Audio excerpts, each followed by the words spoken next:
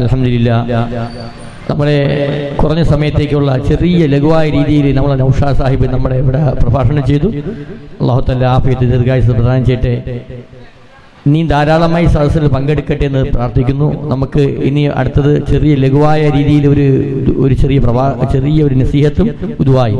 അല്ലാഹു സുബ്ഹാനഹു തആല മനുഷ്യവർഗങ്ങളെ സൃഷ്ടിച്ചിരിക്കുന്നത് എന്തിനറിയാമോ? അല്ലാഹുവിന് സുജൂദ് ചെയ്യാനല്ല പടച്ചിട്ടില്ല. എന്തിനാണ് അല്ലാഹു സുബ്ഹാനഹു തആല മനുഷ്യവർഗങ്ങളെ പടച്ചിരിക്കുന്നത്?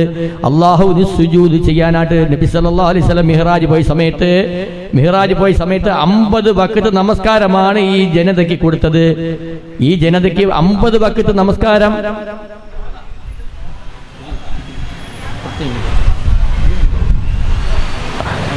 അല്ലാഹു സുബ്ഹാനഹു തആല മനുഷ്യവർഗങ്ങളെയും ജിന്നി വർഗങ്ങളെയും അല്ലാഹു തആല സൃഷ്ടിച്ചിരിക്കുന്നത് എന്തിനെന്നറിയാമോ? അല്ലാഹുവിന് സുജൂദ് ചെയ്യാൻ മാത്രമാണ് അല്ലാഹു തആല സൃഷ്ടിച്ചിരിക്കുന്നത്. അല്ലാഹു സുബ്ഹാനഹു തആല ഒരിടത്തും പറഞ്ഞിട്ടില്ല നിങ്ങൾ സമ്പത്തിന്റെ കൂമ്പാരം ഉണ്ടാക്കണം, നിങ്ങൾ വലിയ ഉന്നതരത്തിലായിട്ടേ വരാകൂ, നിങ്ങൾ അത് ചെയ്യണം, മറ്റുള്ള ദുനിയാവിന്റെ ഈ ആഡംബര ജീവിതം കഴിഞ്ഞുകൂടണം, നിങ്ങൾ നമസ്കാരം മുടക്കി പല കാര്യം ചെയ്യണം എന്നൊന്നും പടച്ചവൻ പറഞ്ഞിട്ടില്ല. എല്ലായിടത്തും പറയുന്നത് അല്ലാഹുവിന് സുജൂദ് ചെയ്യണം. എവിടെയും സുജൂദിന്റെ വിഷയം പ്രമുഖമായി കൊടുത്തേക്കുകയാണ്. നബി സല്ലല്ലാഹു അലൈഹി വസല്ലം മിഹ്റാജ് പോയ സമയത്ത് നമ്മൾ മനസ്സിലാക്കാൻ കഴിയുന്നത് 50 വഖ്ത് നമസ്കാരം നബി സല്ലല്ലാഹു അലൈഹി വസല്ലമയ്ക്ക് അല്ലാഹു സുബ്ഹാനഹു തആല സമ്മാനമായിട്ട് കൊടുത്തതാണ്. ഈ 50 വഖ്ത് നമസ്കാരം കൊണ്ടിങ്ങി നബി സല്ലല്ലാഹു അലൈഹി വസല്ലം ഇങ്ങ് വന്നപ്പോൾ മൂസാ നബി അലൈഹിസ്സലാം ഓരോ പ്രാവശ്യവും തിരിച്ചയച്ചു. എന്തിനാ അയച്ചത്? ഈ 50 വഖ്ത് നമസ്കാരം എന്റെ കൗമിന് പറ്റത്തില്ല.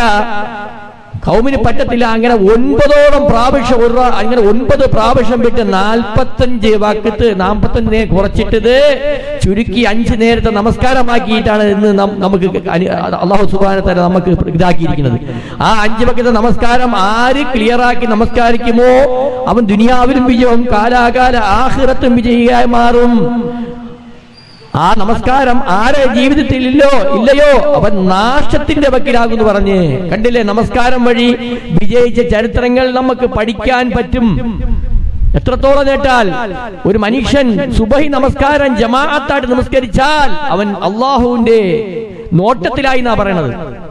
മനുഷ്യൻ ഒരു സുബഹി നമസ്കാരം ജമാഅത്തായിട്ട് നമസ്കരിച്ചാൽ ആ മനുഷ്യനെ അല്ലാഹുവിന്റെ നോട്ടത്തിലായി എന്നാ പറഞ്ഞത്. ജമാഅത്തായിട്ട് നമസ്കരിച്ചാൽ പള്ളിയിൽ പോയി കഴിഞ്ഞാൽ 27 ഇരട്ടി പ്രതിഫലം പടച്ചവൻ കൊടുക്കുന്ന പറഞ്ഞത്. ജമാഅത്തായിട്ട് നമസ്കാരം പള്ളിയിലേക്ക് പോയി കഴിഞ്ഞാൽ ഇന്ന് പള്ളിയുടെ മേടയിൽ വിളിക്കുന്നു ഹയ്യാല സലാത്ത് ഹയ്യാലൽ ഫലാഹ് എന്ന് വിളിക്കുകയാണ്. ഇന്ന് ജനങ്ങൾ എത്ര പേരാണ് കൂടുന്നത്? നമ്മളെ ഈ പൂന്ത്ര പുത്തമ്പള്ളി മഹല് ഈ ഏരിയ തന്നെ മുസ്ലിങ്ങൾ നിറയെ താമസിക്കുന്ന മേഖലയാണ്. ഈ ഇത്രയും ജനതയും ആ മേടയിൽ ഹയ്യാല സലാ ഹയ്യാല ഫലാ എന്ന് വിളിച്ചു കഴിഞ്ഞാൽ എത്തിക്കഴിഞ്ഞാൽ ഈ പള്ളി 2 നിലയില്ല 5 നില കെട്ടിയാലും പറ്റത്തില്ലെന്നാ പറയുന്നത്. അപ്പൊ ഈ നമസ്കാരം പോലും നിത്യനിഷ്ഠതയോടെ നിർവഹിക്കാതെ ഇന്ന് നമ്മൾ സമൂഹം കഴിഞ്ഞുകൂടുന്ന ഈ കാലഘട്ടത്തിൽ പള്ളികൾ ആഡംബരമായി പലയിടങ്ങളിലും പള്ളികൾ ആഡംബരമായി പണിയുകൊണ്ടിരിക്കുകയാണ്. അത് നമ്മൾ മനസ്സിലാക്കാൻ കഴിയുന്നത് എന്നറിയാം. ലോക അവസാനത്തിൽ അടയാളത്തിൽ ഒന്നാണ് മസ്ജിദുകൾ ആഡംബരമാകുമെന്ന് പറഞ്ഞു. അപ്പൊ നമ്മള് നമസ്കാരക്കാര് പള്ളിയിൽ പോയില്ലെങ്കിൽ പോലും ഒരാള് നമസ്കരിക്കുന്ന സ്ഥിരമായിട്ട് ഒരാൾ പള്ളിയിൽ പോയില്ലെങ്കിൽ മലക്കുകൾ അവരെ തിരക്കി പോകുന്നു പറഞ്ഞു. സ്ഥിരമായിട്ട് നമസ്കരിക്കാൻ പോണ ഒരു വ്യക്തി പള്ളിയിൽ പോയില്ലെങ്കിൽ മലക്ക് തിരക്കി വീട്ടിൽ പോകുന്നാ പറഞ്ഞത്. ആ നമസ്കാരക്കാർ ആണിക്കല്ലെന്നാ പറഞ്ഞത്. നമസ്കരിക്കുന്നവർക്ക് എല്ലായിടത്തും പ്രധാനമാണ്. അതല്ലേ ബിലാൽ റളിയല്ലാഹു ചെരിപ്പടിപ്പാദം സ്വർഗത്തിൽ കേട്ടെന്ന് പറഞ്ഞു. എന്താണ് ബിലാൽ റളിയല്ലാഹു അൻഹു ചെരിപ്പടിപ്പാദം സ്വർഗത്തിൽ നിന്ന് കേട്ടു? എന്താണ് ബിലാലെ അങ്ങ് ചെയ്യുന്നത് അമലെന്ന് നബി സല്ലല്ലാഹു അലൈഹി ചോദിച്ചപ്പോൾ എന്താ പറഞ്ഞത്? ഞാൻ എപ്പോഴും ഒതുവെടുത്ത 2 റക്അത്ത് നമസ്കാരം പതിവാക്കിയിട്ടുണ്ട്. എന്താണ് 2 റക്അത്ത് നമസ്കാരം പതിവാക്കിയിട്ടുണ്ട്. അതിന്റെ അടിസ്ഥാനത്തിലാണ് ഞാൻ അങ്ങ് സ്വർഗത്തിൽ ചെരിപ്പടി പാദം കേട്ടെന്ന് പറഞ്ഞു. അപ്പൊ നമ്മൾ ഇതെല്ലാം കേൾക്കുന്ന എന്തിനാണ്? പ്രവാചകൻ നമ്മളെ പഠിപ്പിച്ചെന്തിനാണ്? ഓരോ വിഷയങ്ങളും പ്രവാചകൻ നമ്മളെ പഠിപ്പിച്ചത് നമ്മളെ ജീവിതത്തിൽ ഉണ്ടാക്കിയെടുക്കാണ്. അപ്പൊ നമ്മള് ബിലാൽ റളിയല്ലാഹു ചെരിപ്പടി പാദം സ്വർഗത്തിൽ കേട്ടെന്ന് ആര് പറഞ്ഞു? പ്രവാചകൻ നബി സല്ലല്ലാഹു അലൈഹി വസല്ലം പറഞ്ഞു. എന്തിനാ പറഞ്ഞത്? സമൂഹം ആ 2 റക്അത്ത് നമസ്കാരം നിർവഹിക്കാൻ വേണ്ടിയാണ് പറഞ്ഞത്. സമൂഹം നമ്മൾ വുളു എടുത്തു കഴിഞ്ഞാൽ വുളുവിന്റെ 2 റക്അത്ത് നമസ്കാരം നിങ്ങൾ കൃത്യനിഷ്ഠയോടെ നിർവഹിക്കുന്ന പറയുന്നത്. അതിനുവേണ്ടിയാണ് പ്രവാചകൻ ബിലാൽ റളിയല്ലാഹു അൻഹു ചെരിപ്പടിഭാഗം സ്വർഗത്തിൽ കേട്ടെന്ന് പറഞ്ഞ് ആ ബിലാൽ റളിയല്ലാഹു അൻഹു ചോദിച്ചത്. അപ്പൊ നമ്മളെ ജീവിതത്തിന്റെ ഉണ്ടാകണം, വുളു എടുത്താൽ വുളുവിന്റെ 2 റക്അത്ത് നമസ്കാരം നിങ്ങൾ കൃത്യമായി നിർവഹിക്കണം. വുളുവിന്റെ സുന്നത്ത് നമസ്കാരം നിങ്ങളെയും ചെരിപ്പടിഭാഗം സ്വർഗത്തിൽ കേൾക്കും എന്നുള്ള നിലയിലാണ് പ്രവാചകൻ നമ്മളെ പഠിപ്പിച്ചത്. സഹാബാക്കളെല്ലാം ഒരുമിച്ച് കൂടി മസ്ജിദ് നബവിയിൽ നബി സല്ലല്ലാഹു അലൈഹി വസല്ലം ഇരിക്കുന്ന സമയത്ത് എന്തെങ്കിലും കൽപ്പിക്കുമെങ്കിൽ അത് അപ്പടി അവർ സ്വീകരിച്ചു പോകുന്നു പറഞ്ഞു. നമ്മൾ മതപ്രഭാഷണം വെക്കുന്നു, മതവിജ്ഞാന സദസ്സ് സംഘടിപ്പിക്കുന്നുണ്ട്, പലതരത്തിൽ ദീനീയ മജ്‌ലിസുകൾ സംഘടിപ്പിക്കുന്നുണ്ട്. പക്ഷേ അവിടെ എല്ലാം കേൾക്കുന്നു, പോകുന്നു, അവര് അത് മറന്നു കളയുന്നു, പ്രവൃത്തിയിലില്ല. സഹാബാക്കൾ അങ്ങനെയല്ലെന്നായിരുന്നു. എന്താണ്, എന്തെങ്കിലും പറഞ്ഞു കഴിഞ്ഞാൽ അവർ അപ്പടി സ്വീകരിക്കുമായിരുന്നു. അതല്ല, അവർ ആരെ പിൻപറ്റിയാലും നക്ഷത്ര തുല്യരായി പോകുന്നു പറഞ്ഞു. നക്ഷത്ര തുല്യരായ പോലെ ആവുന്നു പറഞ്ഞു. ആരൊക്കെ ഈ പറഞ്ഞ് സഹാബാക്കളുടെ ആര് ജീവിതത്തിൽ പകർത്തുമോ അവര് നക്ഷത്ര തുല്യരെ പോലെ ആവുന്നു പറഞ്ഞു. അതുപോലെ നമ്മൾ എന്ത് ചെയ്യണം, ആ നമസ്കാരം 5 നേരത്തെ നമസ്കാരം കൃത്യമായി നിങ്ങൾ നിർവഹിക്കുന്നതോടൊപ്പം സുന്നത്ത് നമസ്കാരം വർദ്ധിപ്പിക്കണം. ഓരോ നമസ്കാരത്തിനും പ്രത്യേകം പദവിയും പ്രത്യേകം നമുക്ക് ദറജയും നമുക്ക് വെച്ചിരിക്കുകയാണ്. ആ നമസ്കാരത്തെ പറ്റി നമ്മൾ ദറജ മനസ്സിലാക്കുമെങ്കിൽ നമ്മൾ ചില സമയത്ത് ജോലിക്കൊന്നും പോകാതെ പള്ളിയിൽ തന്നെ കിടന്ന് ഉറങ്ങിക്കളയും നമസ്കാരത്തിന് വേണ്ടി. മുൻസഫി നിൽക്കുന്ന പ്രതിഫലം, ഇമാം ജമാഅത്തായിട്ട് നമസ്കരിക്കുന്ന പ്രതിഫലം, അതോടൊപ്പം തന്നെ പള്ളിയിലേക്ക് ഇരുന്നാൽ ഒരു മനുഷ്യൻ മഗ്രിബ് നമസ്കാരം കഴിഞ്ഞുകൊണ്ട് പള്ളിയിൽ ഇശാ നമസ്കാരം വരെ ഇരുന്നാലുള്ള നേട്ടം പറഞ്ഞാൽ ഒരു മുത്താലുള്ള ഒരു കൊട്ടാരം കൊടുക്കുന്നു പറഞ്ഞു. എന്താണ് മുത്താലുള്ള ഒരു കൊട്ടാരം കൊടുക്കുന്നു? ആ മുത്താലുള്ള കൊട്ടാരത്തിന് 700 വാതിലുണ്ടെന്നാ പറഞ്ഞത്. ഓരോ വാതിലിലും ഓരോ ഹൂറികളായ സ്ത്രീകളുണ്ടെന്നാ പറഞ്ഞത്.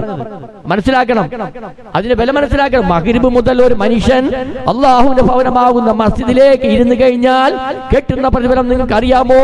മുത്താലുള്ള ഒരു കൊട്ടാരമാണ്. ഓരോ ആ മുത്താല കൊട്ടാരത്തിന് 700ഓളം വാതിലുകളുണ്ടെന്നാ പറയുന്നത്. അതാരാ പഠിപ്പിച്ചത്? പ്രവാചകൻ മുഹമ്മദ് നബി സല്ലല്ലാഹു അലൈഹി വസല്ലം പഠിപ്പിച്ചതാണ്. ആ മനുഷ്യൻ അവിടെ ഇരുന്ന് കഴിഞ്ഞ് മഗ്രിബ് മുതൽ ഇശാ വരെ പള്ളിയിലേക്ക് ഇരുന്ന് കഴിഞ്ഞാൽ ഈ കൊടുക്കുന്ന കൊട്ടാരത്തിന്റെയും 700 വാതിലുള്ള കൊട്ടാരവും അതിൽ ഓരോ ഹൂറികളെ സ്ത്രീകൾ തരാന്ന് പറഞ്ഞിരിക്കുകയാണ്. ഇന്ന് ആരാണ് വില മനസ്സിലാക്കുക? ദുനിയാവിന്റെ എല്ലാം വില അറിയാം. ചെറിയ കുട്ടിക്ക് മുതൽ കൊച്ചുകുട്ടി ജനിച്ച് ഇറങ്ങി കുട്ടിക്ക് മുതൽ അങ്ങ് വയസ്സായ 99-100 വയസ്സായ ആൾക്കും അറിയാം. ദുനിയാവിന് വസ്തുവിന്റെ വില അറിയാം, സാധനത്തിന്റെ വില അറിയാം, ശമ്പളത്തിന്റെ തുക അറിയാം, എല്ലാം അറിയാം. പക്ഷേ ഒന്നറിയില്ല, അല്ലാഹു സുബ്ഹാനഹു വ തആല കൊടുക്കുന്ന നന്മയുടെ വില അറിഞ്ഞിരുന്നെങ്കിൽ ഇന്ന് പള്ളിയിൽ തന്നെ കിടന്ന് ഉറങ്ങുമായിരുന്നു എന്ന് പറയണം. അല്ലേ പറഞ്ഞ ഒരു ദിവസം നമ്മളെ മസ്ജിദിലേക്ക് ഇമാം ഒരു പ്രസംഗം നടത്തി. വെള്ളിയാഴ്ച ദിവസം ഒരു ജുമാക്ക് എപ്പോഴും ജുമാ നമസ്കാരത്തിന് കുത്തുബയ്ക്ക് മലയാള പ്രസംഗം നടത്തുന്ന പതിവായിരുന്നു. ഒരു മസ്ജിദിലെ ഇമാം ഒരു പ്രസംഗം നടത്തി. എന്താ പ്രസംഗം? മസ്ജിദിലെ ഇമാം ഒരു പ്രസംഗം നടത്തി ജുമാക്ക്. എന്താ പ്രസംഗം?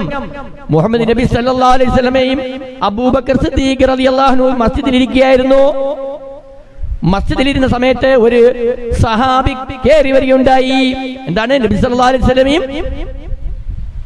അബൂബക്കർ സിദ്ദീഖ് റളിയല്ലാഹു അൻഹു മസ്ജിദ് നബവി ഇരിക്കുകയായിരുന്നു എന്ന് പറഞ്ഞു. ഇത് പറയാൻ എവിടെയാണ് പറയുന്നത്? സാധാരണ മലയാളികൾ കൂടി നിൽക്കുന്ന 10,000-ഓളം 1,500-2,000-ഓളം ആൾക്കാർ ഇരിക്കുന്ന ഒരു ജുമാ മസ്ജിദിലാണ് പറയുന്നത്. മലയാളികളാണ് ഇരിക്കുന്നത്. മലയാളി കേരളത്താണ് മസ്ജിദിൽ പ്രസംഗിക്കുകയാണ്. മലയാളത്തിൽ ആര് പ്രസംഗിക്കുന്നത്? ഇമാം പ്രസംഗിക്കുകയാണ്. എന്താ പ്രസംഗിക്കുന്നത്?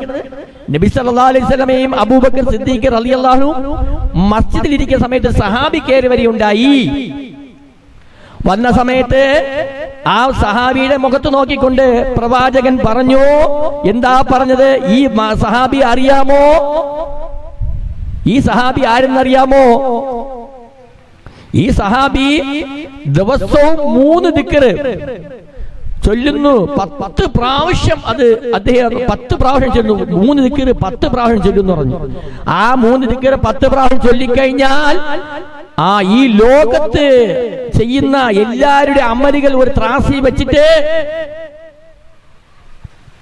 ഇദ്ദേഹം ചെയ്യുന്ന 10 ആ ദിക്റെടുത്ത് വെച്ചാൽ ലോകത്ത് നടക്കുന്ന എല്ലാ അമലിനെയും കാട്ടി ഈ അമല് മുൻപത്തി നിൽക്കുന്നു പറഞ്ഞു. എന്താ? ലോകത്ത് കിടക്കുന്ന സദക്കകൾ, നമസ്കാരങ്ങൾ, നോമ്പുകൾ, സദക്കകൾ, നന്മകൾ എല്ലാം ഒരു ത്രാസിൽ വെച്ചുകൊണ്ട് ആ സഹാബി ചൊല്ലിയ 3 ദിക്ർ 10 പ്രാവശ്യം സുബൈക്ക് ചൊല്ലിയ ദിക്റെടുത്ത് ഒരു ത്രാസി വെച്ചാൽ ലോകത്ത് ചെയ്ത എല്ലാ നന്മയും കാട്ടി ഉയർന്നിരിക്കും എന്ന് പറഞ്ഞു. അപ്പൊ അങ്ങനെ സഹാബി പോയ സമയത്ത് അബൂബക്കർ സിദ്ദീഖ് റളിയല്ലാഹു അൻഹു ചോദിച്ചു, നബിയെ അങ്ങ് പഠിപ്പിച്ചു തന്നാലും, ഇങ്ങനെ പഠിപ്പിച്ചു തന്നാലും എന്ന് പറഞ്ഞു. അങ്ങനെ നബി സല്ലല്ലാഹു അലൈഹി വസല്ലം പഠിപ്പിച്ചു കൊടുത്തു, അല്ലാഹുമ്മ സല്ലി അലാ മുഹമ്മദിൻ നബി അദദ മൻ സല്ലല്ലാഹു അലൈഹി മിൻ ഖൽഖിക اللهم صل على محمد كما ينبغي لنا ان نصلي عليه اللهم صل على محمد كما امرتنا ان نصلي عليه എന്ന് പഠിപ്പിച്ചു കൊടുത്തു. ആര് പഠിച്ച്? അബൂബക്കർ സിദ്ദീഖ് അല്ലാഹു പഠിച്ചെന്നാ പറഞ്ഞ. ഇത് എവിടെ പറഞ്ഞു? കേരളക്കരയിലെ ഒരു ജമാഅത്തില് 2000-ഓളം ഇരിക്കുന്ന മലയാളികളുള്ള ജമാഅത്തിനകത്ത് മലയാളിയായ ഇമാമ് മലയാളികൾക്ക് പറഞ്ഞു കൊടുക്കുകയാണ്. എന്താ പറഞ്ഞ? ഈ ദിക്റിനെ പറ്റി പറഞ്ഞു കൊടുത്തു. ആ ഇമാമ ഇത് പറഞ്ഞു കൊടുത്തതിന് ശേഷം അന്ന് ജുമാ കഴിഞ്ഞ് അദ്ദേഹം കുത്തുബ കഴിഞ്ഞു, അദ്ദേഹം റൂമിൽ പോയി ഇരിക്കുകയുണ്ടായി. ഇത്രയും വലിയൊരു കാര്യം പറഞ്ഞതല്ലേ. ലോകത്ത് എല്ലാവരുടെയും പ്രതിഫലങ്ങൾ ഒരുമിച്ച് ഒരു ത്രാസിൽ വെച്ച് കഴിഞ്ഞാൽ ഈ 3 ദിക്ർ 10 പ്രാവശ്യം ചൊല്ലിക്കഴിഞ്ഞാൽ ഏറ്റവും മുൻപന്തി നിൽക്കുമെന്ന് പറഞ്ഞപ്പോൾ ഈ ഇമാമ വിചാരിച്ച് ഞാനിന്ന് പ്രഭാഷണം ചെയ്തതല്ലേ, എന്നെ കാണാൻ ആൾക്കാർ ധാരാളമായി വരും, എന്നെ കാണാൻ ധാരാളമായി ആൾക്കാർ വരും. പ്രതീക്ഷിച്ചിരുന്നു. 1 പ്രതീക്ഷിച്ചു, 2 പ്രതീക്ഷിച്ചു, 3 പ്രതീക്ഷിച്ചു, ആഴ്ചകളോളം പ്രതീക്ഷിച്ചു, മാസങ്ങളോളം പ്രതീക്ഷിച്ചു. ഒരു മനുഷ്യനും പോയില്ല. ആ ഇമാമിനെ കാണാൻ ഒരു വ്യക്തി മാത്രമേ പോയുള്ളൂ. ഒരു വ്യക്തി കാണാൻ പോവുക മാത്രമല്ല, ഇമാമിനെ കാണുക മാത്രമല്ല, ഇമാമിനെ കാണുക മാത്രമല്ല അത് പഠിക്കുകയും ചെയ്ത്. ആ പോയ മനുഷ്യൻ തന്നെ പറഞ്ഞു കൊടുത്ത്, ഉസ്താദിന്റെ ഇമാമിന്റെ പറഞ്ഞു കൊടുത്ത്, നിങ്ങൾ ഇങ്ങനെ ഒരു കാര്യം പറഞ്ഞാൽ കൊള്ളാമായിരുന്നു.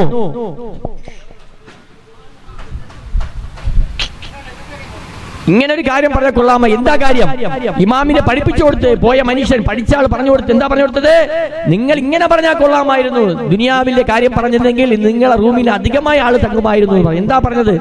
എന്റെ ഒരു കൂട്ടുകാരൻ വിദേശത്ത് ഇറ്റലി പോയി, അല്ലെ അമേരിക്ക പോയി, അല്ലെ മെൽബണിൽ പോയി, സമ്പന്നനായി മാറി. ആ അടിസ്ഥാനത്തിൽ അദ്ദേഹം എന്നെ പിടിച്ച് പറഞ്ഞു. എന്താ പറഞ്ഞത്? ഉസ്താദേ, നിങ്ങൾ ഏത് പള്ളിയിലാണ് ഇമാമ്? ഇന്നത്തെ ഇമാമാണോ? ആൾക്ക് 2 സെന്റ് സ്ഥലം വെച്ച് ഞാൻ ഫ്രീ ആയിട്ട് കൊടുക്കാം. എന്താണ്? ആൾക്ക് 2 സെന്റ് സ്ഥലം, അല്ലെങ്കിൽ 3 സെന്റ്, അല്ല 5 സെന്റ് വെച്ച് ഞാൻ ഫ്രീ ആയിട്ട് കൊടുക്കാം. നിങ്ങളെ മഹലിലൊന്ന് ഒരു പ്രഖ്യാപനം നടത്തണം. നിങ്ങളെ മഹലില് ഒരു പ്രഖ്യാപനം നടത്തണം. ഞാൻ മഹലിലെ എല്ലാ നിവാസികൾക്കും 5 സെന്റ് സ്ഥലം കുറിച്ച് കൊടുക്കാമെന്ന് ഒരു പ്രഭാഷണം നടത്തി. അങ്ങനെ പറഞ്ഞു കൊടുത്തു. അപ്പം എന്ത് പറ്റിയത്? അങ്ങനെ ഉസ്താദ് പ്രഭാഷണം നടത്തിയിരുന്നെങ്കിൽ ഉസ്താദിന്റെ അവസ്ഥ ഞാൻ പറയാതെ നിങ്ങൾ പറഞ്ഞാൽ മതി. എന്താണ് അവസ്ഥ ആയിരിക്കും? ആളും ബഹളവും ഉസ്താദിനെ പിന്നെ ഇരുത്താൻ പറ്റൂല, ആ അവസ്ഥയിലാകുമായിരുന്നു അല്ലേ? അപ്പൊ അന്ന് ദുനിയാവിന്റെ കാര്യത്തിലേക്ക് ആൾക്കാർ വെപ്രാളം കൊണ്ടുകയാണ്, നശിച്ചു പോകുന്ന ദുനിയാവിന്റെ കാര്യത്തിലേക്ക്. ഇന്ന് കണ്ടില്ലേ എത്രയോ വലിയ സമ്പന്നന്മാര് കൊറോണ സമയത്ത് നമ്മൾ കണ്ടതാണ് മരണപ്പെട്ടത്. ജനാസ പോലും കാണാൻ പറ്റിയില്ല. നമുക്ക് പറ്റിയോ? ആരും കാണാൻ പറ്റിയില്ല. എത്രയോ വലിയ സമ്പത്തിന്റെ കൂമ്പാരം ധാരാളമായി ഉണ്ടാക്കിയിട്ടിട്ട് പാവങ്ങൾക്ക് കൊടുക്കാതെ, 1 ഇഞ്ച് ഭൂമി വിട്ടു കൊടുക്കാതെ. ഞാൻ ഇടയ്ക്ക് വലിയൊരു മക്കളില്ലാത്ത ഒരു കുടുംബത്തിൽ ഞാൻ ഒരു മീറ്റിങ്ങിന് ഒരു കേസ് ഒത്തിരിപ്പാക്കാൻ പോയിരുന്നു. മക്കളൊന്നുമില്ല അദ്ദേഹത്തിന്. ഒരു മോളെ എടുത്തു വളർത്തുന്നു. കോടാനുകോടി ആസ്തിയുള്ള ആള്. പാവപ്പെട്ട ജനത താമസിക്കുന്ന ഒരു മേഖല. എന്താണ്? പാവപ്പെട്ട ജനത താമസിക്കുന്ന മേഖലയില് വഴി സൗകര്യം ഇല്ല. അതിന്റെ അടിസ്ഥാനത്തിൽ എന്നെ വിളിച്ചു, ഹക്കീം സാഹിബ്, വഴി സൗകര്യം ഇല്ലാത്തതിന്റെ പേര് ജനാസ പോലും കൊണ്ടുപോകാൻ ബുദ്ധിമുട്ടാണ്, ഈ സ്ഥലത്തിന് അല്പം വഴി കൂട്ടി വാച്ചാൽ കൊള്ളാം എന്ന് തന്നെ പറഞ്ഞു. ഞാൻ അങ്ങനെ പോയി സംസാരിച്ചു. മുസ്ലിമായ യുവാവാണ് ഈ കോടീശ്വരനായ മനുഷ്യൻ. അദ്ദേഹത്തിനെ കാണാൻ ഞാൻ പോയിട്ട് പറഞ്ഞു, നിങ്ങൾ ഒരു സഹായം ചെയ്യണം. എന്താണ് സഹായം? ഹക്കീം സാഹിബ് എന്തിനാണ്? ഞാൻ പറഞ്ഞു, നിങ്ങൾ ആ വഴി നിൽക്കുന്ന 2 തെങ്ങും ആ മരങ്ങളൊന്ന് മുറിച്ചു കൊടുത്താൽ നന്നായിരിക്കും. ആ പാവപ്പെട്ട ജനതയുടെ ആവശ്യങ്ങൾ അവർക്ക് എത്തിപ്പോലെ ജനാസ കൊണ്ടുപോകാനോ ആശുപത്രി പോകാനോ ഉപകാരപ്പെടും.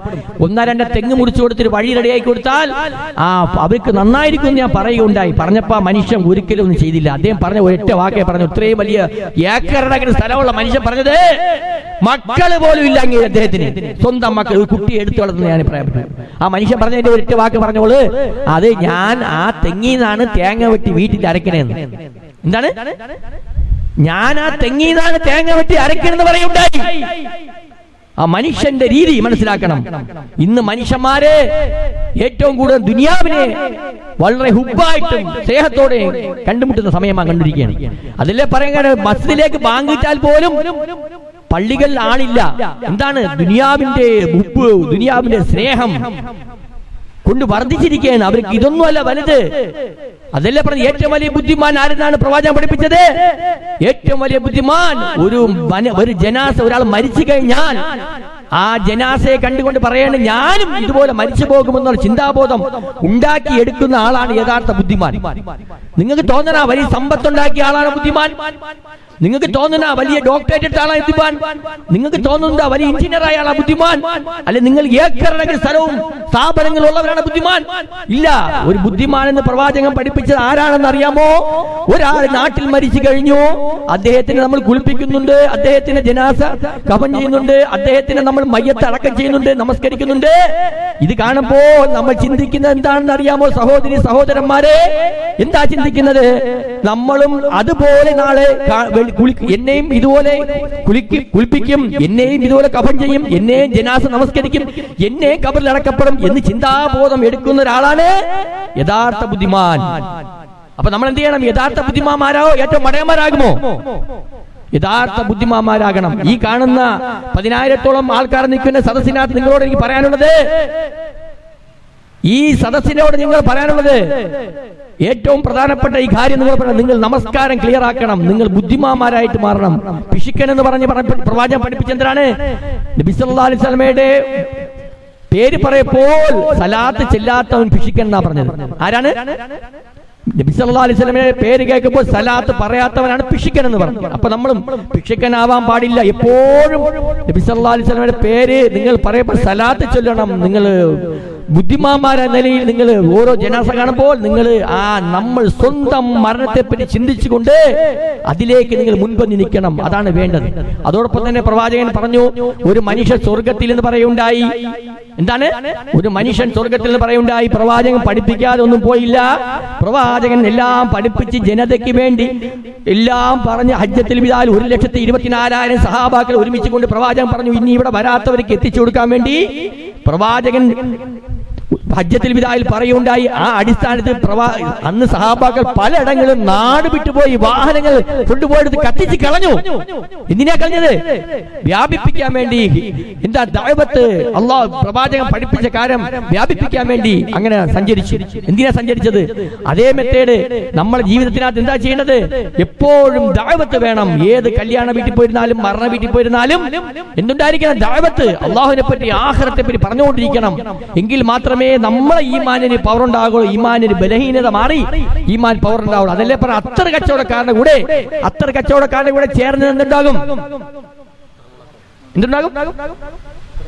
അത്തർ കച്ചവടക്കാരനെ ചേർന്ന് അത്തറിനെ മണടിക്കും.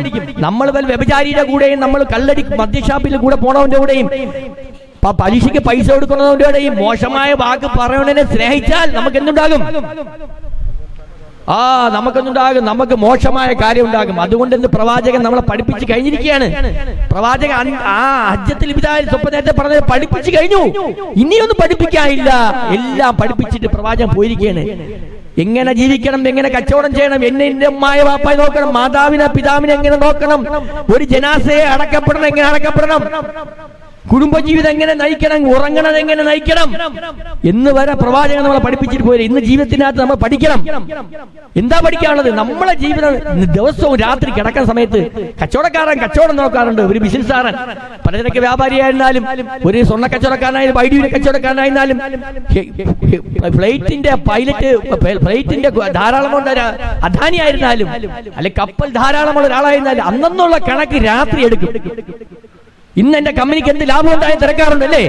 നശിച്ചു പോകുന്ന ഈ ദുനിയാവിന്റെ കണക്ക് കൃത്യമായി എടുക്കുകയും പതുക്കെയാണ് ക്യാമറ വെച്ച് പിടിക്കുകയാണ് അവൻ എന്തെങ്കിലും മോഷ്ടിച്ചു പോയാണ്. അത് ക്യാമറയ്ക്ക് വിശ്വാസം ഇല്ലാത്ത പല നൂതന സാഹചര്യങ്ങൾ വർദ്ധിച്ചിരിക്കുന്നു. ക്യാമറയിൽ കൊള്ളാത്ത പല കാര്യങ്ങളും സാറ്റലൈറ്റ് വഴി എടുക്കാനുള്ള സംവിധാനം വന്നിരിക്കുന്നു രാജ്യത്ത്. എന്തിനാണ്? ഈ ദുനിയാവിനെ വെട്ടിപ്പിടിക്കുന്ന കാര്യങ്ങൾ. അതേ സ്ഥാനത്ത് നമ്മൾ മനസ്സിലാക്കാവുന്നത് ഇന്ന് രാത്രി കിടന്നുറങ്ങാൻ സമയത്ത് ആരെങ്കിലും ഒരാളെങ്കിലും നിങ്ങൾ ഇന്ന് എന്ത് നമസ്കരിച്ച് എന്റെ നമസ്കാരം ശരിയായോ, എന്റെ ബിസിനസ് ശരിയായോ, എന്റെ കൊടുക്കൽ വാങ്ങൽ ശരിയായോ, ഞാൻ ഇന്ന് ചെയ്ത എന്റെ പ്രവർത്തനങ്ങൾ അല്ലാഹു സ്വീകരിച്ചോ, ആരും നോക്കാറുണ്ടോ? ഇല്ല. എല്ലാരും അവരവർ നോക്കുന്നത് ദുനിയാവിനെ നശിച്ചു പോകുന്നതായ സമയം. അവന്റെ അന്ത്യം സമയത്ത് പറയും.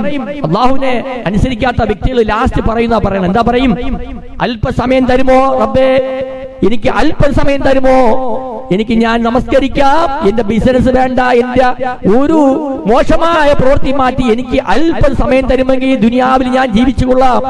അള്ളാഹ് പറയും, നിന്റെ അജലെടുത്തു, നിന്റെ ഭൂമിയിൽ അള്ളാഹു നിശ്ചയിച്ച വായു തീർന്നു, വെള്ളം തീർന്നു, ഓക്സിജൻ തീർന്നു, ഒന്നുമില്ല, നിനക്ക് ഒന്നുമില്ല, നീ ഇനി ഇവിടെ നിന്ന് വിട പറഞ്ഞു പോകണ്ട. ആ മനുഷ്യൻ വിലപിക്കും, നാശമേ എന്നെ കൊണ്ടുപോകല്ലേ, നാശമേ എന്നെ കൊണ്ടുപോകല്ലേ, നാശമേ എന്നെ കൊണ്ടുപോകാൻ അലമോറായിട്ട് വിളിക്കേണ്. നമുക്ക് കാണാൻ പറ്റത്തില്ല ആ ജനാസ പറയാൻ.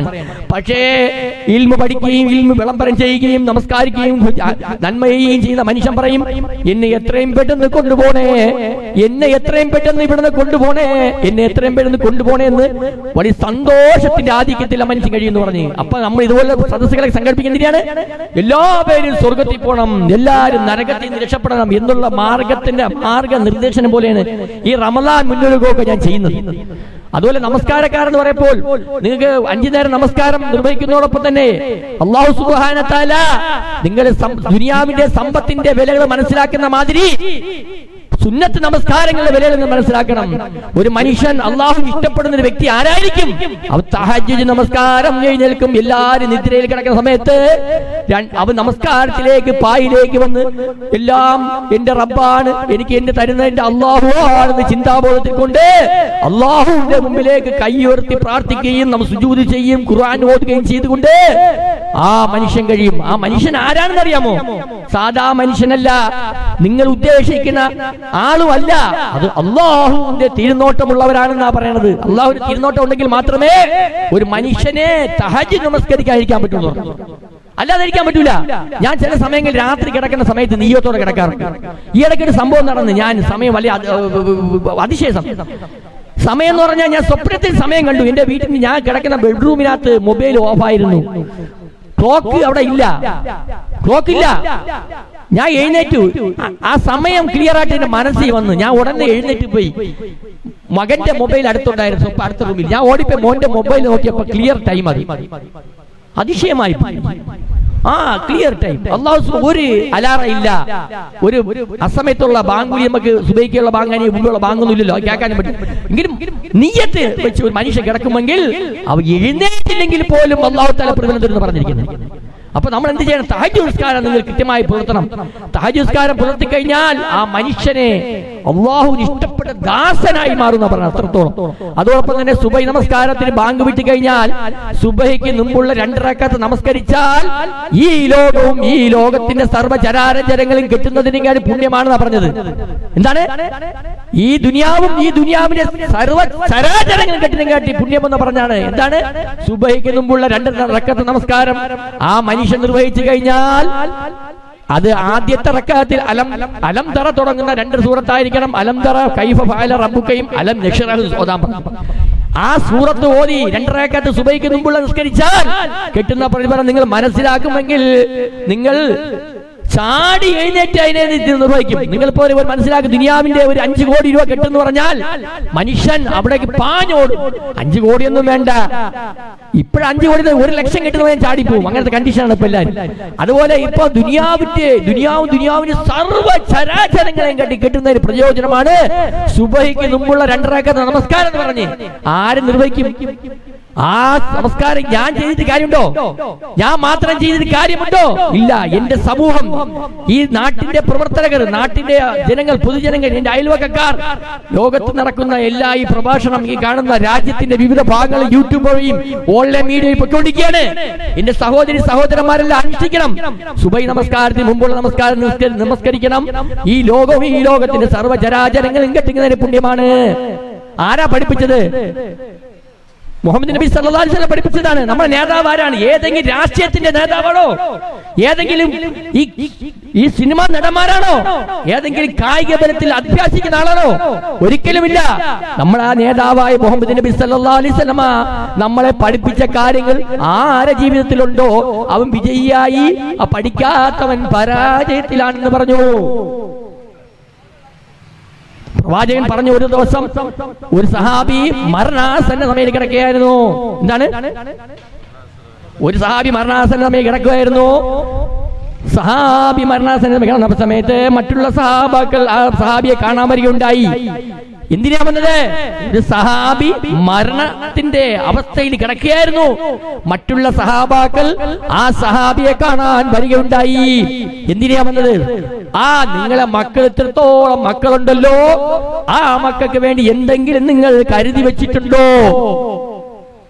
എന്താണ്?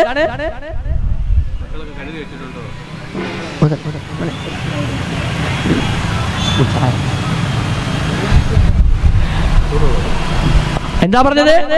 ആ സഹാബി മരണാസന്ന സമയത്ത് കിടന്ന സമയത്ത് മറ്റുള്ള സഹാബാക്കൾ ഈ മരണാസന്ന സമയത്ത് കിടക്കുന്ന സഹാബാക്കളോട് ചോദിക്കുകയുണ്ടായി. എന്താ ചോദിച്ചത്?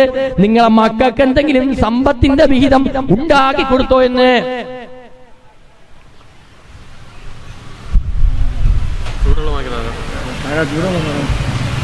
അപ്പൊ സഹാബി പറയുണ്ടായി. എന്താ പറഞ്ഞത്? എന്റെ മക്കൾക്ക് ആവശ്യം പോലെ സമ്പത്തുണ്ടായി കൊടുത്തു. നിങ്ങൾ ആവശ്യമില്ല, നിങ്ങളെ ഒരു സമ്പത്തിന്റെ ആവശ്യമില്ല. എന്റെ മക്കൾക്ക് ഞാൻ സമ്പത്തിന്റെ വിഹിതം ഞാൻ ഉണ്ടാക്കി കൊടുത്തു. അപ്പൊ സഹാബാക്കള് ചോദിച്ചപ്പോൾ വീണ്ടും വീണ്ടും ചോദിച്ചു, നിങ്ങൾ എന്തെങ്കിലും സമ്പത്ത് ഉണ്ടാക്കി കൊടുത്തോ? അപ്പോഴും പറഞ്ഞു, ഞാൻ എന്റെ മക്കൾക്ക് ആവശ്യാനുസരണം സമ്പത്ത് ഉണ്ടാക്കി കൊടുത്തു എന്ന് പറഞ്ഞു. മൂന്നാമത്തെ പ്രാവശ്യം ചോദിച്ചു, നിങ്ങളെ മക്കൾക്ക് എന്തെങ്കിലും സമ്പത്ത് ഉണ്ടാക്കി കൊടുത്തോ? ആ സഹാബി മരണാസന്ന സാബി എന്റെ മക്കൾക്ക് ആവശ്യം പോലെ സമ്പത്ത് ഉണ്ടാക്കി കൊടുത്തു. അപ്പൊ സാബി പറയുണ്ടായി, എന്താ സമ്പത്ത്? എന്റെ മക്കൾക്ക് ഞാൻ ഇതാ വഖഅത്തുൽ വാഖിയ സൂറത്ത് ഓതാൻ ഞാൻ പഠിപ്പിച്ചു കഴിഞ്ഞു. എന്താണ്? ഇതാ വഖഅത്തുൽ വാഖിയ ഓതുന്ന ഒരു വീട്ടിലെ ഒരു മനുഷ്യൻ ഓതിക്കഴിഞ്ഞാൽ ദാരിദ്ര്യം ബുദ്ധിമുട്ടും ഒരിക്കലും അദ്ദേഹം അനുഭവിക്കേണ്ട ആവശ്യം വരില്ല. ആരാ പറഞ്ഞത്? പ്രവാചകൻ നമ്മളെ പഠിപ്പിച്ച ചരിത്രമാണ്. സൂറത്തുൽ വാഖിയ ഓതുന്ന വീട്ടിനകത്ത് ദാരിദ്ര്യം ഉണ്ടാവില്ല.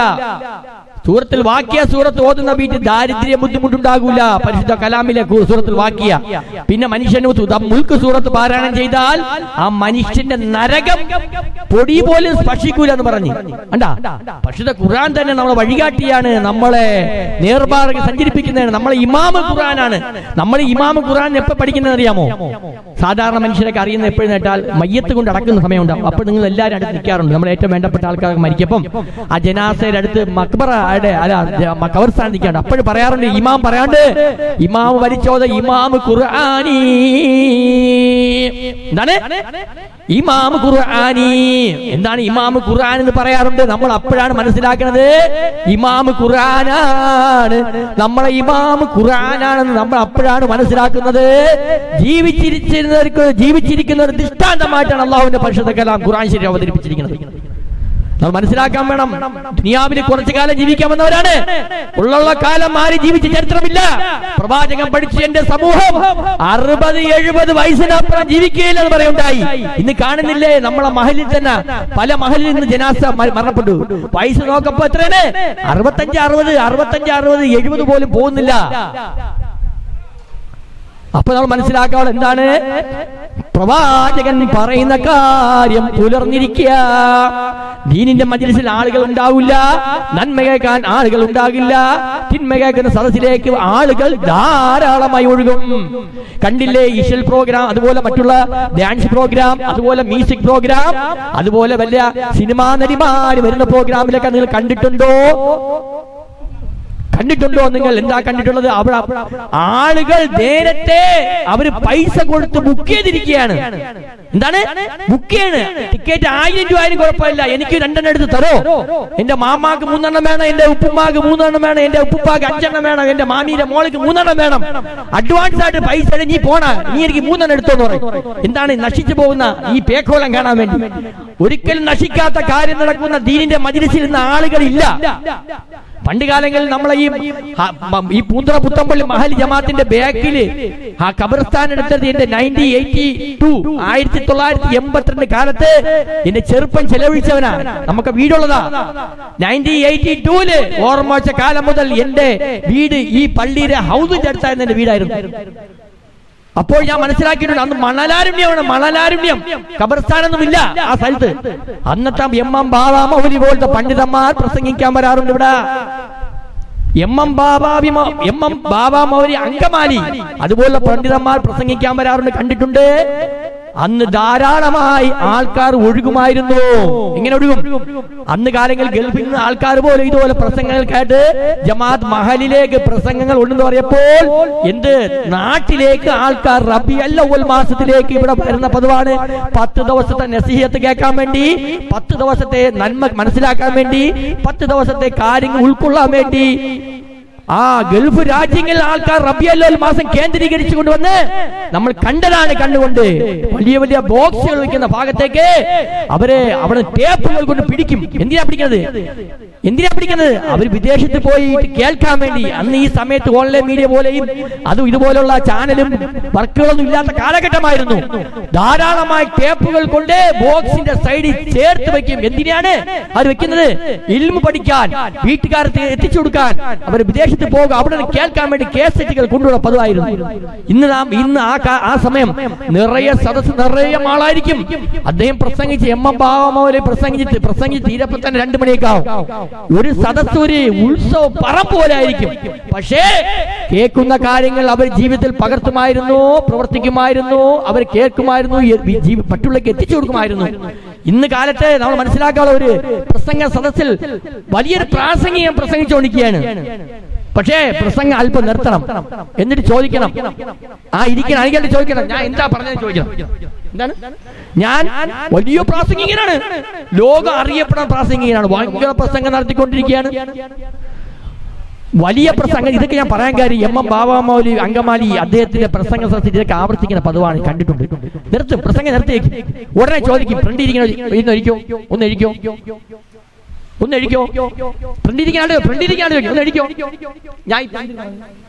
ഞാനിപ്പോ എന്തിനു പറഞ്ഞേക്കും? അവര് പറയും, എന്തിനു പറഞ്ഞു? അടുത്ത ആൾ പറയും, നീ എന്തി, ഞാൻ ഇപ്പൊ എന്തിനു പറഞ്ഞു? അത് മൂന്നാമത്തെ ആൾ കഴിക്കാൻ പറഞ്ഞു. ഉടനെ താക്കീത് കൊടുക്കും. എന്താ താക്കീത് കൊടുക്കുന്നത്? ഇത് ഇൽമിന്റെ സദസ്സാണ്. നിങ്ങളെ മനസ്സുകൾ നിങ്ങൾ മാറ്റാതെ നിങ്ങൾ പ്രസംഗിക്കുന്ന ആളെ മുഖത്ത് നോക്കിയിരിക്കാൻ പറയും. എന്താണ്? പ്രസംഗിക്കുന്ന ആളെ മുഖത്ത് നോക്കിക്കൊണ്ടിരിക്കുകയും നിങ്ങളെ പ്രസംഗം ഞാൻ പ്രസംഗിക്കാൻ വന്നത് എനിക്ക് വേണ്ടിയല്ല, എന്റെ ഇൽമിന് വർധന എന്നാണ്, നിങ്ങൾക്ക് വേണ്ടിയല്ല. എന്റെ ഇൽമിന് അല്പം കുറവുണ്ട്, ആ ഇൽമിനെ വർദ്ധിപ്പിക്കാൻ വേണ്ടിയാണ് ഞാൻ ഈ പണ്ഡിതൻ വന്നിരിക്കുന്നത്. എന്തിനാ വന്നത്? ഞാൻ ഇൽമു പറഞ്ഞുകൊണ്ടിരിക്കുമ്പോൾ അത്ര കച്ചവടക്കാരന്റെ അത്ര ചേർന്ന് നിൽക്കുന്ന മാതിരി ഇൽമു പറയപ്പം അവന്റെ ഇൽമിന് വർധന പണ്ഡിതൻ പറയും. അപ്പൊ അതുകൊണ്ട് ഞാൻ ഇൽമു എനിക്ക് പഠിക്കാമെന്ന്. നിങ്ങൾ എന്ത് ചെയ്യണം? പഠിക്കണം. ഞാൻ നിങ്ങളെ മുമ്പിൽ ഇത്രയും പ്രസംഗിക്കുകയാണ്, നിങ്ങൾ ഫ്രണ്ട് ഇരുന്ന ആൾ പോലും മറുപടി തരില്ല, രണ്ടാമത്തെ ആൾ മറുപടി തരില്ല, മൂന്നാമത്തെ ആൾ മറുപടി തരില്ല, ബാക്കിരിക്കുന്ന ആൾ മറുപടി തരില്ല. പിന്നെ എന്തിനാണ് ഈ സദസ്സ് കൊണ്ട് പ്രയോജനം എന്ന് പറയും. അങ്ങനെ കേൾക്കപ്പം ആളുകൾ കിടന്നു ഉറങ്ങിയ ആളും ചാടി എഴിച്ചുകൊണ്ടിരുന്ന പേക്കും പ്രസംഗം കേൾക്കും. രണ്ടാമത് ഉസ്താദ് ചോദിക്കും, ഇപ്പോഴെന്ത് പറഞ്ഞു നടക്കും? അപ്പൊ പുള്ളി പറയും, ഇന്നടുത്ത് പോയി ഇന്ന കാര്യം പറഞ്ഞു.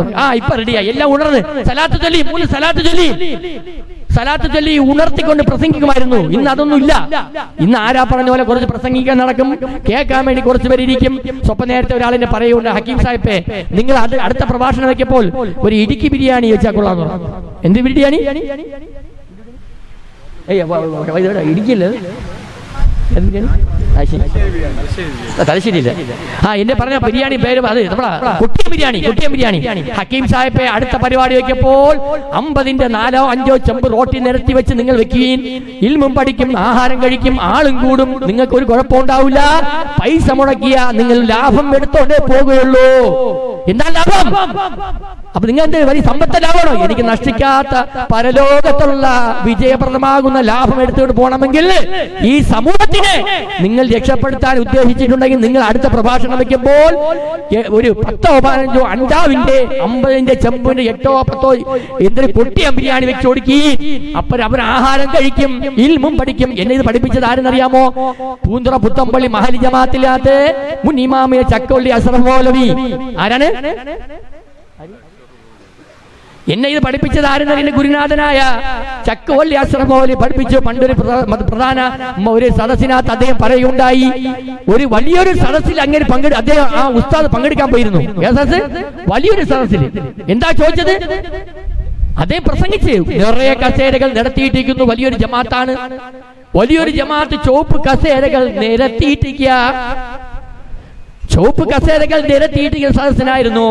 അപ്പോഴേ ആളുകൾ കുറവായിരുന്നു, ആരും തന്നെ ഇല്ല. കമ്മിറ്റിയിലെ പരിപാലന കമ്മിറ്റി സെക്രട്ടറി, പ്രസിഡന്റ്, ട്രഷറർ, കമ്മിറ്റിയിലെ മെമ്പർമാർ അവർ വെളിയിരിക്കത്തില്ല. അവരെ ഈഗോയാണ്. ഈഗോ എന്താ? ഈഗോ എന്ന് പറഞ്ഞാൽ എനിക്കറിയില്ല എന്തിനാണ് ഈഗോ. ഈഗോ ഈഗോ എന്ന് പറഞ്ഞാൽ അവർക്ക് പ്രത്യേക ഈഗോ എന്ന് പറഞ്ഞാൽ വില അല്ലേ? അവർക്കൊരു വില ഉണ്ട്. ഞാൻ പുറത്തിരിക്കൂല, ഞാൻ അകത്തിരിക്കുള്ളൂ. അങ്ങനെ അകത്ത് പ്രസിഡന്റ്, സെക്രട്ടറി, ഖജാൻജി, ട്രഷറർ, മെമ്പർമാരെല്ലാരും ഉള്ളിൽ സദസ്സിന് മേലിരിക്കുന്നത്. അപ്പോഴേ പ്രോട്ടോകോൾ അനുസരിച്ച് വിളിക്കാവൂ. എന്നിട്ട് അവർ അതും വലിയ ഹിക്മത്താണ്. എന്നെ ക്ഷണിക്കണമെങ്കിൽ ആദ്യം പ്രസിഡന്റ് വിളിക്കണം, പിന്നെ സെക്രട്ടറി വിളിക്കണം, പിന്നെ ഖജാൻജി, ട്രഷറർ, എന്തെങ്കിലും തെറ്റിപ്പോകാൻ പാടില്ല. അപ്പൊ അങ്ങനെയൊക്കെ വെച്ചാണ് പ്രസംഗം നടത്തുന്നത്. അപ്പൊ പണ്ഡിതനായ ഈ ചക്കവള്ളി ആശ്രമം സദസ്സിലുണ്ടായിരുന്നു. അപ്പൊ അദ്ദേഹത്തിന്റെ സമയം അടുത്ത് വന്നു.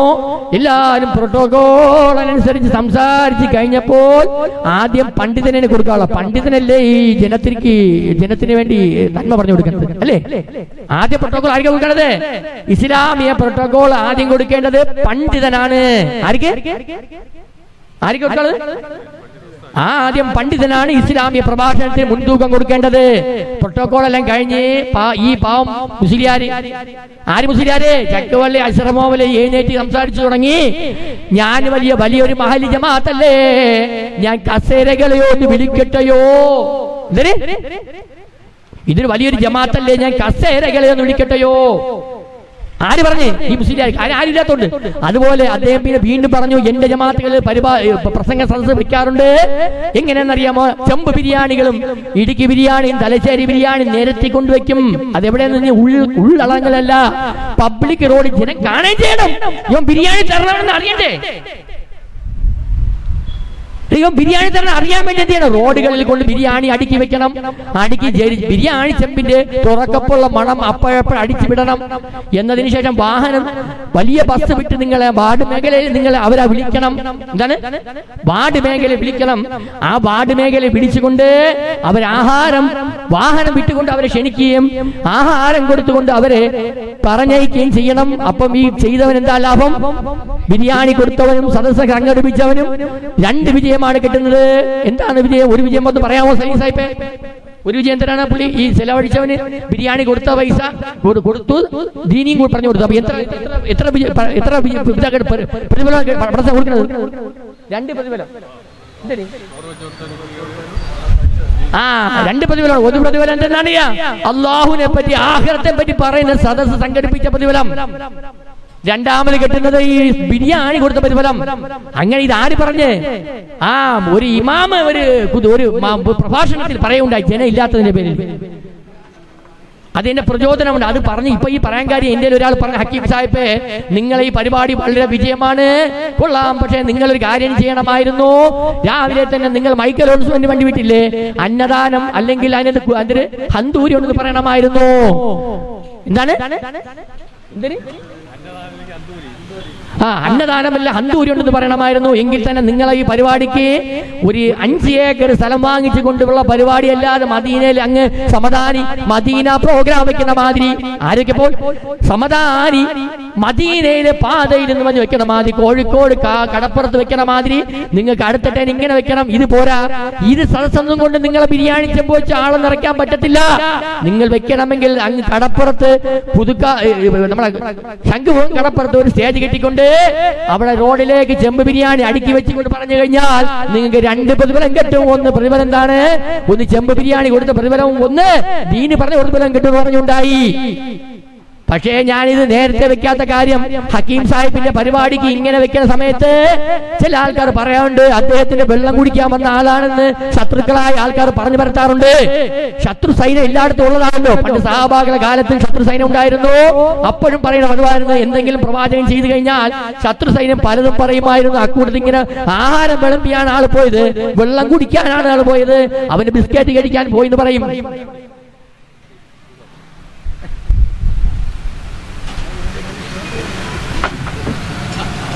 ആയതിനാൽ ഇതുപോലുള്ള പരിപാടി വെക്കപ്പോൾ ഇതൊന്ന് ഒഴിവാക്കണം നല്ലതെന്ന് ഞാൻ ചിന്തിച്ചു പോയി. ജനങ്ങൾ ഇൽമ പഠിക്കാൻ. പക്ഷേ ഞാൻ എന്റെ ജീവിതത്തിൽ ചക്കവള്ളി മുസ്ലിയാരെ ഞാൻ അഭിനന്ദനം അറിയിപ്പിക്കുകയാണ്. ആരാ ആരാ ചക്കവള്ളി ആശ്രമത്തിലെ പാണ്ഡിത്യമുള്ള ആളാണ്, പണ്ഡിതനാണ്, പണ്ഡിത കേസരിയാണ്. അദ്ദേഹം പറഞ്ഞത് 100% ശരിയായ പോയിന്റാണ്. നിങ്ങൾ മതപ്രഭാഷണം വെക്കുന്ന സമയത്ത് നിങ്ങൾ ഇതുപോലുള്ള കാര്യങ്ങൾ ചെയ്യണം. അണ്ടാവ് ബിരിയാണി വെച്ച് കൊടുക്കണം, അല്പം കൊടുത്താലും മതി, ഒരു ചിക്കൻ പീസും അല്പം ചോറ് കൊടുത്താലും മതി. ഈ സമൂഹത്തിനെ രക്ഷിക്കണമെങ്കിൽ നിങ്ങൾ ഇൽമിന്റെ സദസ്സ് ധാരാളമായി സംഘടിപ്പിക്കണം. പാത വാറിപ്പോണ പാത, നേർപാതല്ല വളഞ്ഞ പാതയിലാണ് സഞ്ചരിച്ചുകൊണ്ടിരിക്കുന്നത്. ഈ വളഞ്ഞ പാത മാറ്റിയെടുക്കണമെങ്കിൽ നമ്മൾ എന്ത് ചെയ്യണം? ഇൽമിന്റെ സദസ്സുകൾ മാസത്തിൽ 2 പ്രാവശ്യം നമ്മളെ നാടുകൾ വെച്ചാൽ മാത്രമേ പറ്റത്തുള്ളൂ. അതല്ലേ പറയണ ഒരു കൊച്ചു പയ്യൻ വിദേശത്ത് പോയി ഇൽമ പറഞ്ഞു കൊടുക്കാൻ പോയി. ഒരു കൊച്ചു പയ്യൻ അവന്റെ ഉള്ള കിട്ടിയ അറിവ് പ്രവാചകൻ പഠിപ്പിച്ചു കൊടുത്ത് അറിവുകൾ മനസ്സിലാക്കി കഴിഞ്ഞാൽ നിങ്ങൾ സ്വന്തമായിട്ട് ചെയ്യുന്നതോടൊപ്പം നിങ്ങളെ മാതാവിനും പിതാവിനും നിങ്ങളെ സഹോദരന്മാർക്കും നിങ്ങളെ ഭാര്യയ്ക്കും നിങ്ങളെ കൂട്ടുകുടുംബാദികൾക്കും നിങ്ങളെ അയൽപക്കക്കാർക്കും നിങ്ങൾ അറിയപ്പെടുന്ന ആൾക്കാർക്കും ദീന് വ്യാപിപ്പിച്ചു കൊടുക്കണേ. ഇതാരാണ് പഠിപ്പിച്ചത്? പ്രവാചകനായ മുഹമ്മദ് നബി സല്ലല്ലാഹു അലൈഹി വസല്ലം നേതാവ് പഠിപ്പിച്ചു കഴിഞ്ഞിരിക്കുകയാണ്. എന്താ പഠിപ്പിച്ചത്? അറിവ് പഠിച്ചാൽ അറിവ് വ്യാപിച്ചു കൊടുക്കുക എന്നുള്ള കേട്ടതിന്റെ പേര് കൊച്ചു കുഞ്ഞായ പയ്യൻ. അവൻ വിദേശ രാജ്യത്ത് പോയി ഇൽമ പഠിപ്പിക്കാൻ പോയി. ആർക്കവിടെ ആ സമൂഹത്തിലേക്ക് ഇറങ്ങി തിരിച്ചു ഇൽമ പഠിപ്പിച്ചു കൊടുത്തു. ആരും കേട്ടില്ല.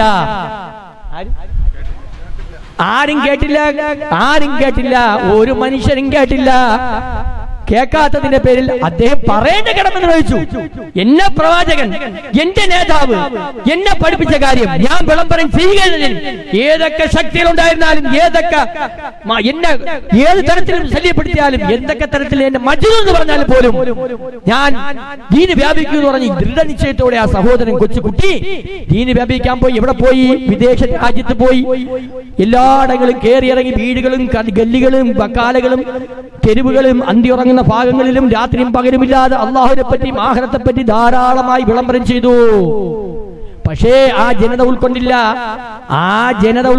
പക്ഷേ പ്രവാചകൻ പഠിപ്പിച്ചു, നിങ്ങൾ എന്തെങ്കിലും നന്മ ചെയ്തിട്ടുണ്ടെങ്കിൽ അവിടെ വിത്ത് വിതറിയ മാതിരിയാണ്. നിങ്ങൾ എന്തെങ്കിലും നന്മ പ്രവർത്തിച്ചിട്ടുണ്ടെങ്കിൽ പ്രവാചകൻ പഠിപ്പിച്ച് നിങ്ങൾ വിത്ത് വിതറിയ മാതിരിയാണ്. ആ വിത്ത് വിതറ മാതിരി അത് മുഴക്കിയ തന്നെ ചെയ്യും, മാറ്റമില്ല. നമ്മൾ കൃഷിയിടങ്ങൾ കണ്ടിട്ടില്ലേ? നെൽപ്പാടങ്ങൾ കണ്ടിട്ടില്ലേ?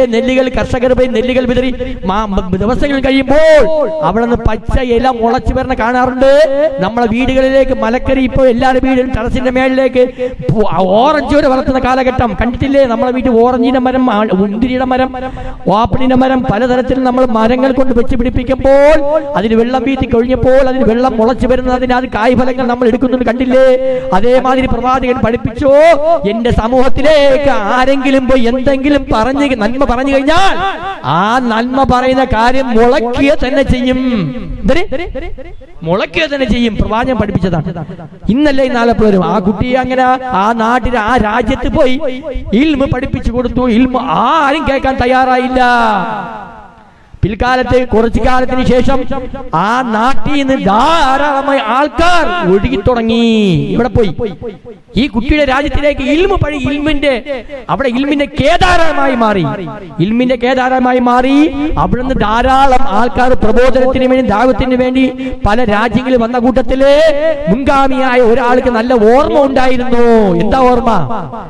പണ്ടൊരു ചെറുപ്പമായ ഒരു പയ്യൻ നമ്മളെ രാജ്യത്ത് വന്ന് ദീൻ വ്യാപിക്കുമ്പോൾ നമ്മളെ കേട്ടില്ലല്ലോ. ആ കുട്ടിയുടെ രാജ്യം ഇതല്ലേ? ആ കുട്ടിയുടെ പിതാവിനെയും മാതാവിനെയും കാണണം, കുട്ടിയുടെ വീട് സന്ദർശിക്കണം. ആര് പറഞ്ഞു? അങ്ങനെ ആ സമൂഹത്തിൽപ്പെട്ട ചില ആൾക്കാർ, വിവരമുള്ളത്, ബുദ്ധിയുള്ള, സാമർഥ്യമുള്ള കുറച്ച് വിഭാഗക്കാർ കുട്ടിയുടെ വീടും രാജ്യവും അന്വേഷിച്ച് വന്നു. കുട്ടി അന്ന് പറഞ്ഞപ്പോൾ കേൾക്കാത്ത പലരും ഇന്ന് വലിയ ആലിമും ദായികളായി മാറി. അന്ന് കേൾക്കാത്തവർ വലിയ ദായിയും വലിയ പണ്ഡിതന്മാരായി മാറിയതിനു ശേഷം അവർ ഈ കുട്ടിയെ തിരക്കി ആ രാജ്യത്തിലേക്ക് വന്നപ്പോൾ ആ കുട്ടിയുടെ പിതാവിനെ കണ്ടുമുട്ടി ചോദിച്ചു, നിങ്ങളെ മകനല്ലേ നമ്മളെ നാട്ടിൽ വന്ന് ദീന് പ്രചരിപ്പിക്കാൻ വന്നത്? ആ പിതാവ് വളരെ വിഷമത്തോട് തന്നെയാണ് എന്റെ മകൻ തന്നെ നിങ്ങൾ ചെറുപ്പത്തിലേ അവൻ നിങ്ങളുടെ രാജ്യത്ത് വന്ന് ദീൻ വ്യാപിക്കാൻ വന്നു, എത്രത്തോളം കയറി ഇറങ്ങി പ്രവർത്തിച്ച എന്റെ മോൻ തന്നെ എന്റെ പൊന്നാരപ്പെട്ട മോനാണ് തന്നെ. അല്ലാഹു പ്രവാചകന്റെ ചര്യ അവൻ ജീവിതത്തിൽ ഉൾക്കൊള്ളാൻ വേണ്ടി എന്തെങ്കിലും അറിവ് കിട്ടിയാൽ നീ പകർത്തി കൊടുക്കണേ എന്ന് പറഞ്ഞതിന്റെ പേരിൽ ഞാൻ എന്റെ മകൻ എന്റെ വീടും വിട്ട് നിങ്ങളുടെ രാജ്യത്ത് വന്ന് പ്രവർത്തിച്ചത് ശരിയാണ്, എന്റെ മോനെ കാണിച്ചു തരാം. അവർ കാണാൻ വേണ്ടി ആഗ്രഹത്തോടെ നിന്നു, ആ വ്യക്തിയെ കാണാൻ വേണ്ടി ആഗ്രഹത്തോടെ നിന്നു. എന്നിട്ട് പറഞ്ഞു, ആ പിതാവ് പറഞ്ഞ് കാണിച്ചു തരാം എന്ന് പറഞ്ഞ ആ പിതാവ് വന്ന സംഘത്തെ കൂട്ടിക്കൊണ്ടുപോയി എവിടെ പോയത്? ജനാസ അടക്കപ്പെടുന്ന മഖ്ബറയിലേക്കാണ് പോയത്. എവിടെ? ജനാസ അടക്കുന്ന മഖ്ബറയിൽ പോയി ഒരു ഖബർസ്ഥാനത്തിന്റെ അടുക്ക് നിൽക്കുകയുണ്ടായി. ഇതാ കണ്ടില്ലേ എന്റെ മകൻ അല്ലാഹുവിന്റെ മാർഗത്തിൽ പുറപ്പെട്ടു പോയ മകനാണ്. ആ മകൻ നാം ജനാസ മരിച്ചുപോയി അടക്കപ്പെട്ടു എന്ന് പറഞ്ഞു. അപ്പൊ അവരെല്ലാം കരഞ്ഞുകൊണ്ട് ദുആ ചെയ്തു, ഈ പൊന്നോമന മകനാണ് ഈ ദുനിയ നമ്മുടെ രാജ്യത്ത് വന്ന് ദീനി വ്യാപിക്കാമെന്ന് നമ്മളൊന്നും അനുസരിച്ചില്ല.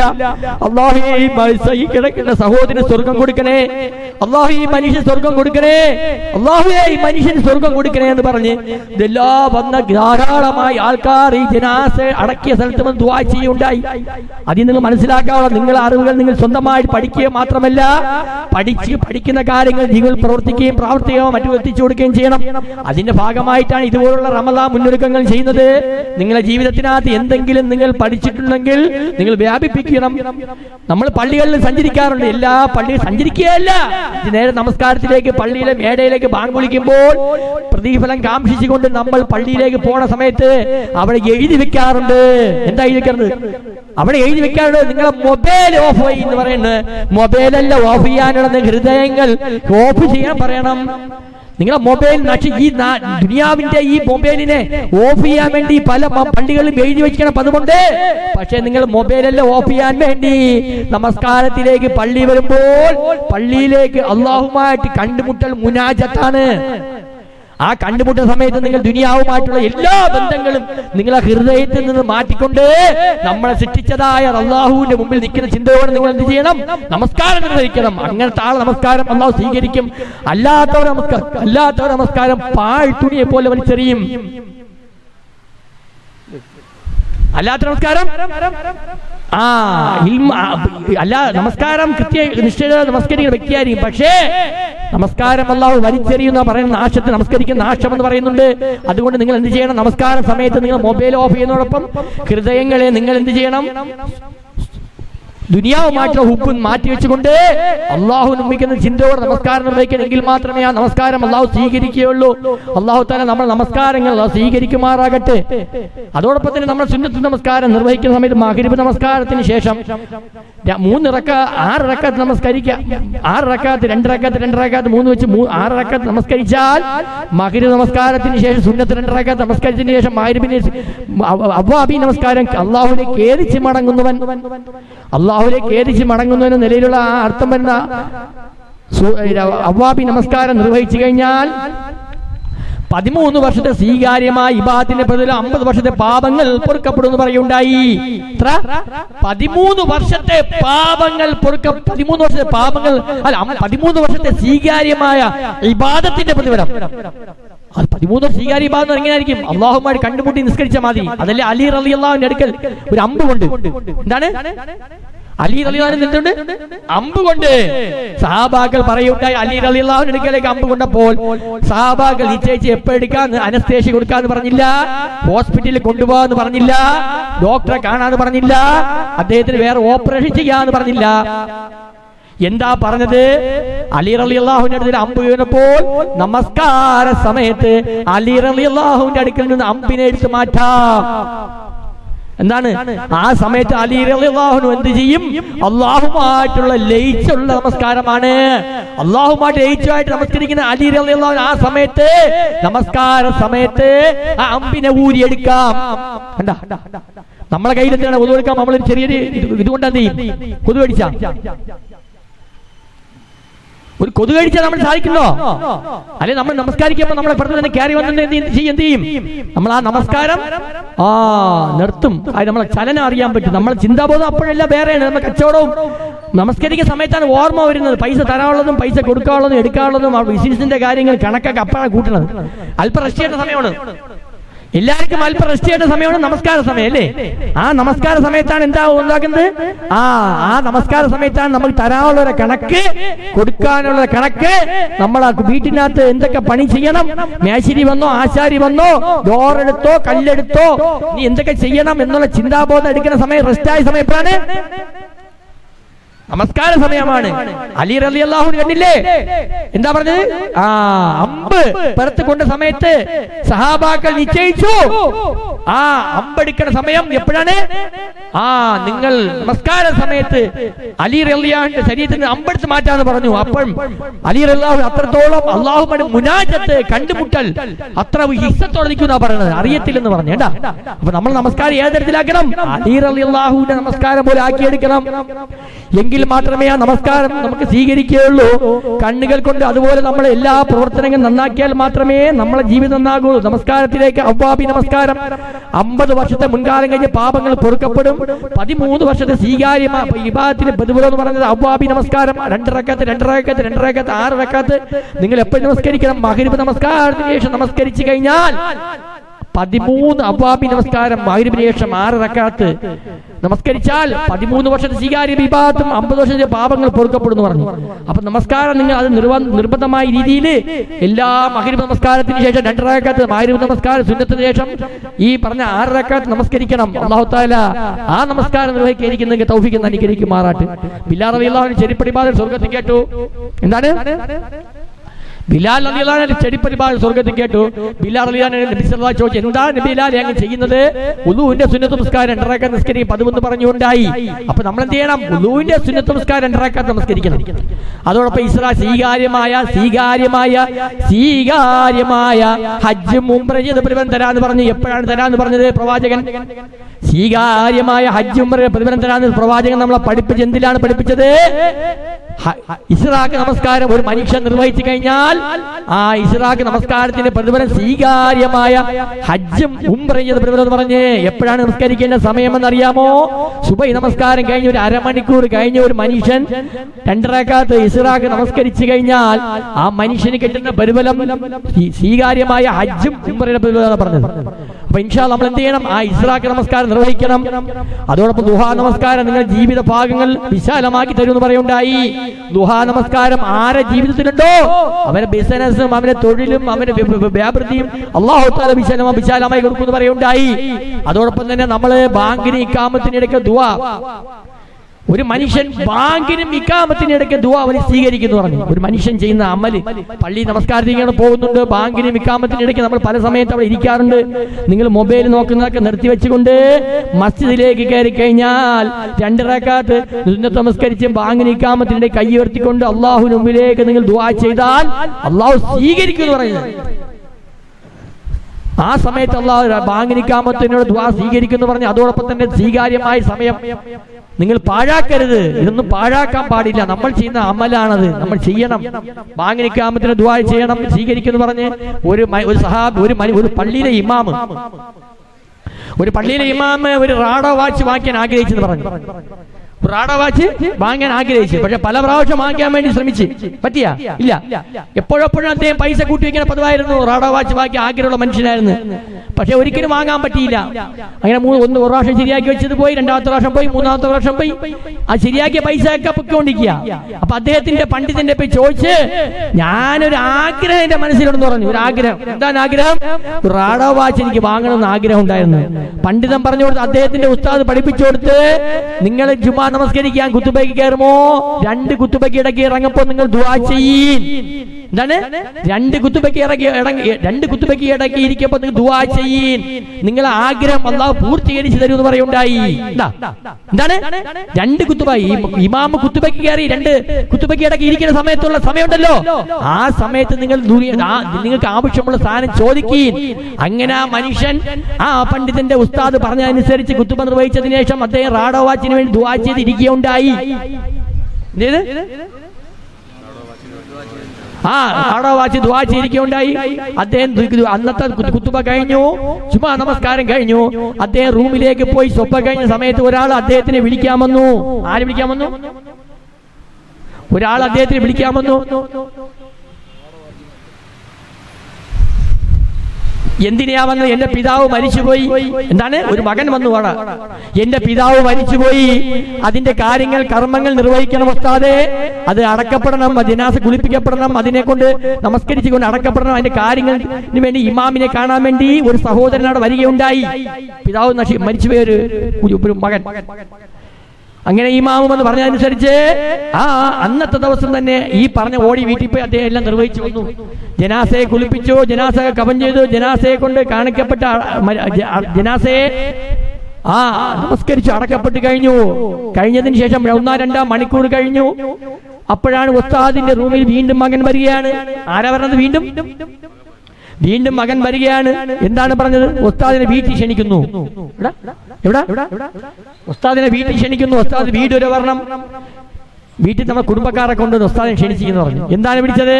ഈ മരിച്ച മനുഷ്യന് റാഡോ വാച്ച് ഉപയോഗിച്ചിരുന്ന ആളായിരുന്നു. ഈ മരിച്ച മനുഷ്യന് റാഡോ വാച്ച് ഉപയോഗിച്ചിരുന്ന ആളാ. അപ്പൊ അദ്ദേഹം പറഞ്ഞു, എന്റെ വാപ്പ മരണപ്പെട്ട് കഴിഞ്ഞ് വാപ്പ ഉപയോഗിച്ച വാച്ച് ഉസ്താദിനെ ഹദിയ ചെയ്യാൻ തീരുമാനിച്ചു എന്ന് പറഞ്ഞു.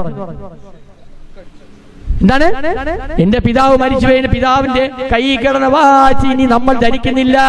പണ്ഡിതനായ ഇമാമായ ഉസ്താദിന് ഹദിയ കൊടുത്തു. ഉസ്താദ് നേരത്തെ വിളിച്ച് പറഞ്ഞു, എനിക്ക് വാച്ച് വേണമെന്ന് പറഞ്ഞു. എനിക്ക് വേറെ ഉസ്താദിന്റെ വേറെ ബന്ധുക്കളെ പറഞ്ഞു, ആരിട്ടെങ്കിലും പറഞ്ഞു. ഒരു മനുഷ്യന്റെ ഉസ്താദ് പറഞ്ഞില്ല. ആരിട്ടാണ് ആ ഇമാം പറഞ്ഞു, അള്ളാഹുലേക്ക് ഭാരമേൽപ്പിച്ച് പറഞ്ഞു, അള്ളാഹു എനിക്ക് റാഡോ വാച്ച് വേണമെന്ന്. ആരാ പറഞ്ഞത്? ഈ പണ്ഡിതൻ പറഞ്ഞു. ഉടനെ തന്നെ അദ്ദേഹം അൽഹംദുലില്ലാഹ് വലിയ അള്ളാഹുവിനെ സൂചിച്ചുകൊണ്ട് ആ റാഡോ വാച്ച് വാങ്ങിച്ച് കിട്ടിയേണ്ട.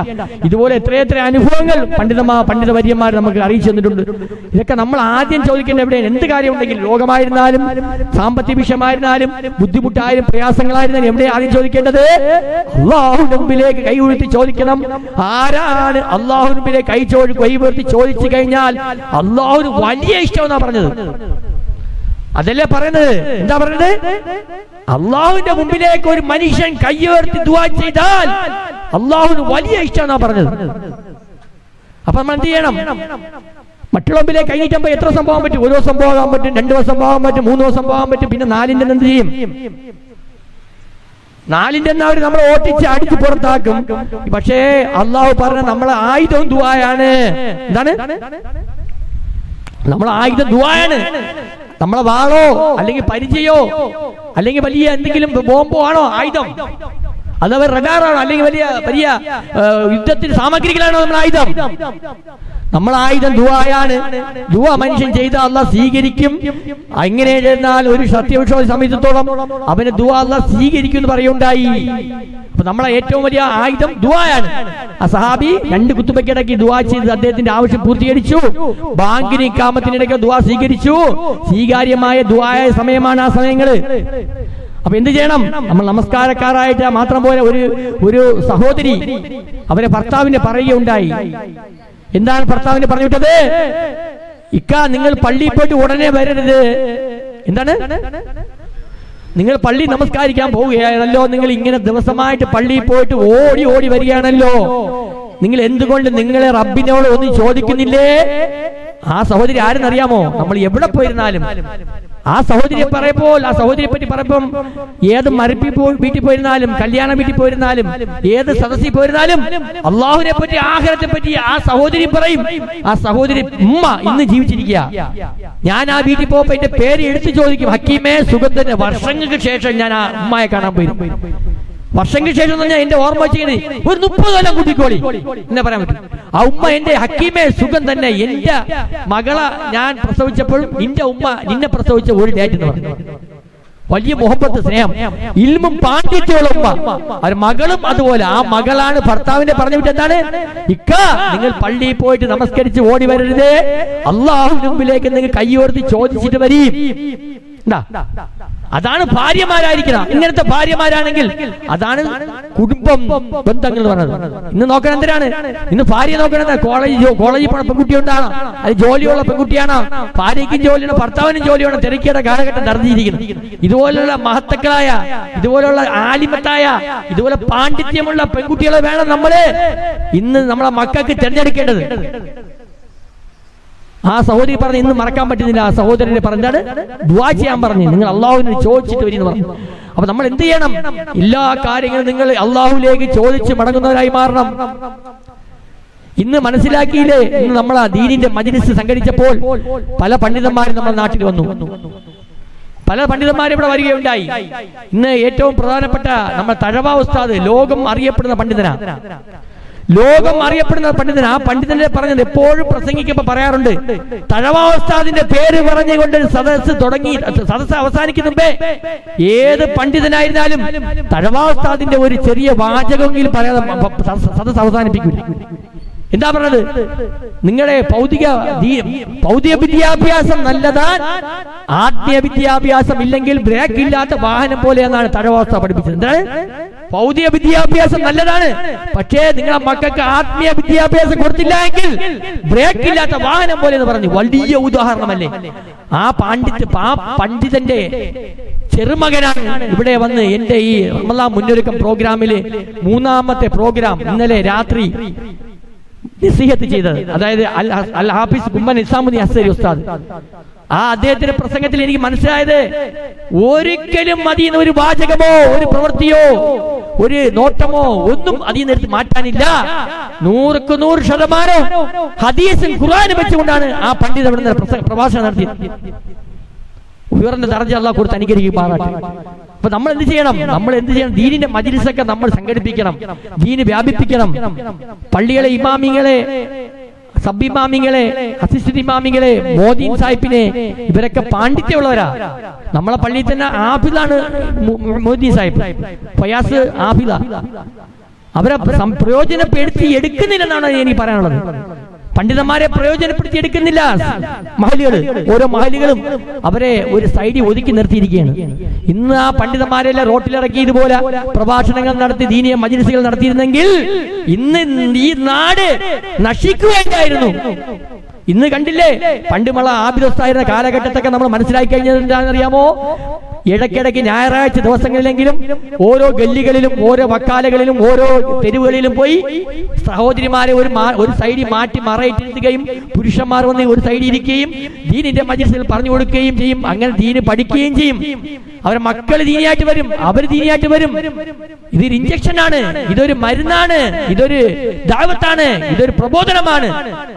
ദീനിന്റെ മജ്‌ലിസ് പറഞ്ഞു, നിങ്ങൾക്ക് അസുഖം വന്നാൽ നിങ്ങൾ ഇഞ്ചക്ഷൻ ചെയ്യാൻ പോകല്ലേ? അതേമാതിരി നിങ്ങൾ ദീനിന്റെ ഇഞ്ചക്ഷൻ കൊടുക്കണം. ദീനിന്റെ മജ്‌ലിസിൽ അവരെ ഇരുത്തണം. ഇന്ന് മാതാവിനെ വെട്ടിക്കൊന്ന കാലഘട്ടം. ഇന്നും ഒന്ന് നടന്നറിയണത്, ഇന്നും ഒരു കേസ് നടന്ന അറിഞ്ഞു വന്നു, മാതാവിനെ വെട്ടിക്കൊന്ന്. എന്ത് പ്രയാസം! ആ ഫോട്ടോ കണ്ടപ്പോൾ ഞാൻ കരഞ്ഞുപോയി. ആ മാതാവും മോഹനും നിന്ന ഫോട്ടോ കണ്ടപ്പോൾ ഞാൻ കരഞ്ഞുപോയി. എന്താണ്? ഉമ്മായും മോന്റെ ആ കെട്ടിപ്പിടിച്ചും സൈഡിൽ നിന്ന് മോനോടുള്ള ബഹുമാനം, മോനോടുള്ള താല്പര്യം, ഉമ്മായും മോനോടുള്ള അഭേദ്യ ബന്ധം. ആ മകനാണ് മദ്യത്തിന് ലഹരിക്ക് അടിമപ്പെട്ട് വെട്ടിക്കൊന്നത് ന്യൂസുകൾ നമ്മൾ അറിഞ്ഞുകൊണ്ടിരിക്കണം അല്ലേ? അപ്പൊ എത്രത്തോളം ഇതെന്നറിയാമോ? അതിലൊരു മകൻ, ദീനുള്ള മകന്റെ കാര്യം പറയുമ്പോൾ ഒരു മകന് കൂടിയ മൊബൈൽ ഉണ്ടായിരുന്നു. ഏത് മൊബൈല്? കൂടിയ മൊബൈൽ. ഇന്ന് എന്റെ മോനും ഞാൻ പാപ്പ കൂടിയ മൊബൈൽ ഉപയോഗിക്കണം, തറയിട്ട് പൊട്ടിച്ചുള്ളത്. ആ കൂടിയ മൊബൈൽ ഉപയോഗിക്കുന്നത്.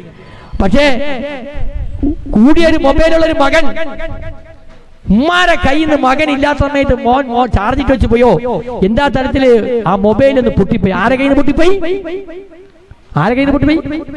ഉമ്മാരെ കയ്യിൽ നിന്ന് മൊബൈൽ പൊട്ടി. മകന്റെ മൊബൈലാണ്, ലക്ഷം രൂപ വിലയുള്ള മൊബൈലാ. ഉമ്മ വലിയ പ്രയാസപ്പെട്ടു പോയി, ഉമ്മ പക്ഷെ വിഷമത്തിലായിപ്പോയി. എന്റെ മകന്റെ ഇത്രയും വില കൂടിയ മൊബൈൽ എന്റെ കയ്യിൽ നിന്ന് പൊട്ടിപ്പോയല്ലോ, എന്റെ മകൻ വരപ്പോ എന്നെ എന്ത് പറയുമെന്ന ചിന്താബോധത്തിൽ ഉമ്മ ഇരിക്കുകയുണ്ടായി. മകൻ ആരെന്നറിയാമോ? നല്ല പാണ്ഡിത്യമുള്ള മോനാ, അറിവുള്ള മോനാ, പ്രവാചകന് ചര്യ പഠിച്ച മോനാണ്. എങ്കിലും ഉമ്മാക്കൊരു പ്രയാസം, എന്റെ മകന് കൂടിയ മൊബൈലല്ലേ, തറയിൽ വീണ് പൊട്ടിപ്പോയില്ലേ, ഇനി എന്റെ മകൻ എന്നെ എന്ത് പറയും?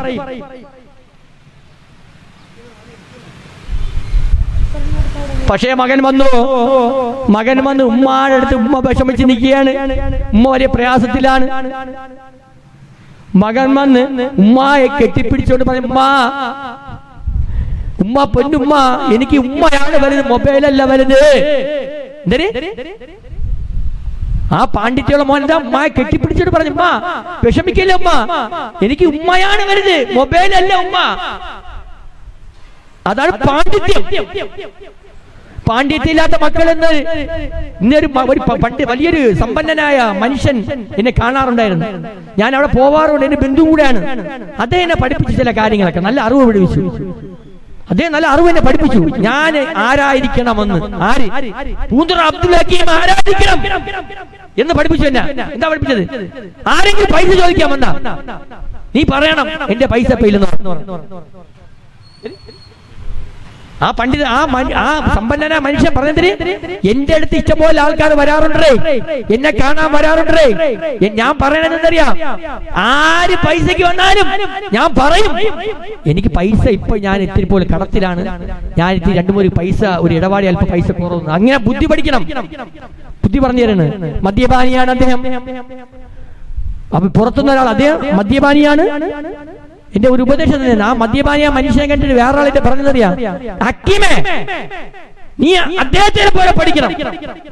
ആരെപ്പോലെ? മദ്യപാനിയെ പോലെയും ഞാൻ മദ്യം ഉപയോഗിക്കണം, ഞാൻ അദ്ദേഹത്തിനെ പോലെ പൈസ ഇറുക്കി വെക്കണം. അദ്ദേഹത്തിന്റെ പൈസയെ പറ്റി പറയപ്പോൾ അദ്ദേഹം മക്കൾക്ക് വീടുകൾ വെച്ച് കൊടുത്തു, സമ്പത്തിന്റെ വിഹിതം കൊടുത്തു. പക്ഷേ ഇതൊന്നും നേരവണ്ണം ആ മക്കൾ ഇന്ന് പിതാവിനെ നേരവണ്ണം കാണുന്നില്ല. ആ സമ്പത്തുണ്ടാക്കിയ പിതാവിനെ മാതാവിനെ ആ ഇന്നും ആ പിതാവ് ഇന്നും ജോലിയിൽ ഏർപ്പെട്ട് മക്കൾക്ക് വേണ്ടി അധ്വാനിച്ചുകൊണ്ടിരിക്കുന്നതാണ് പറയാനുള്ളത്.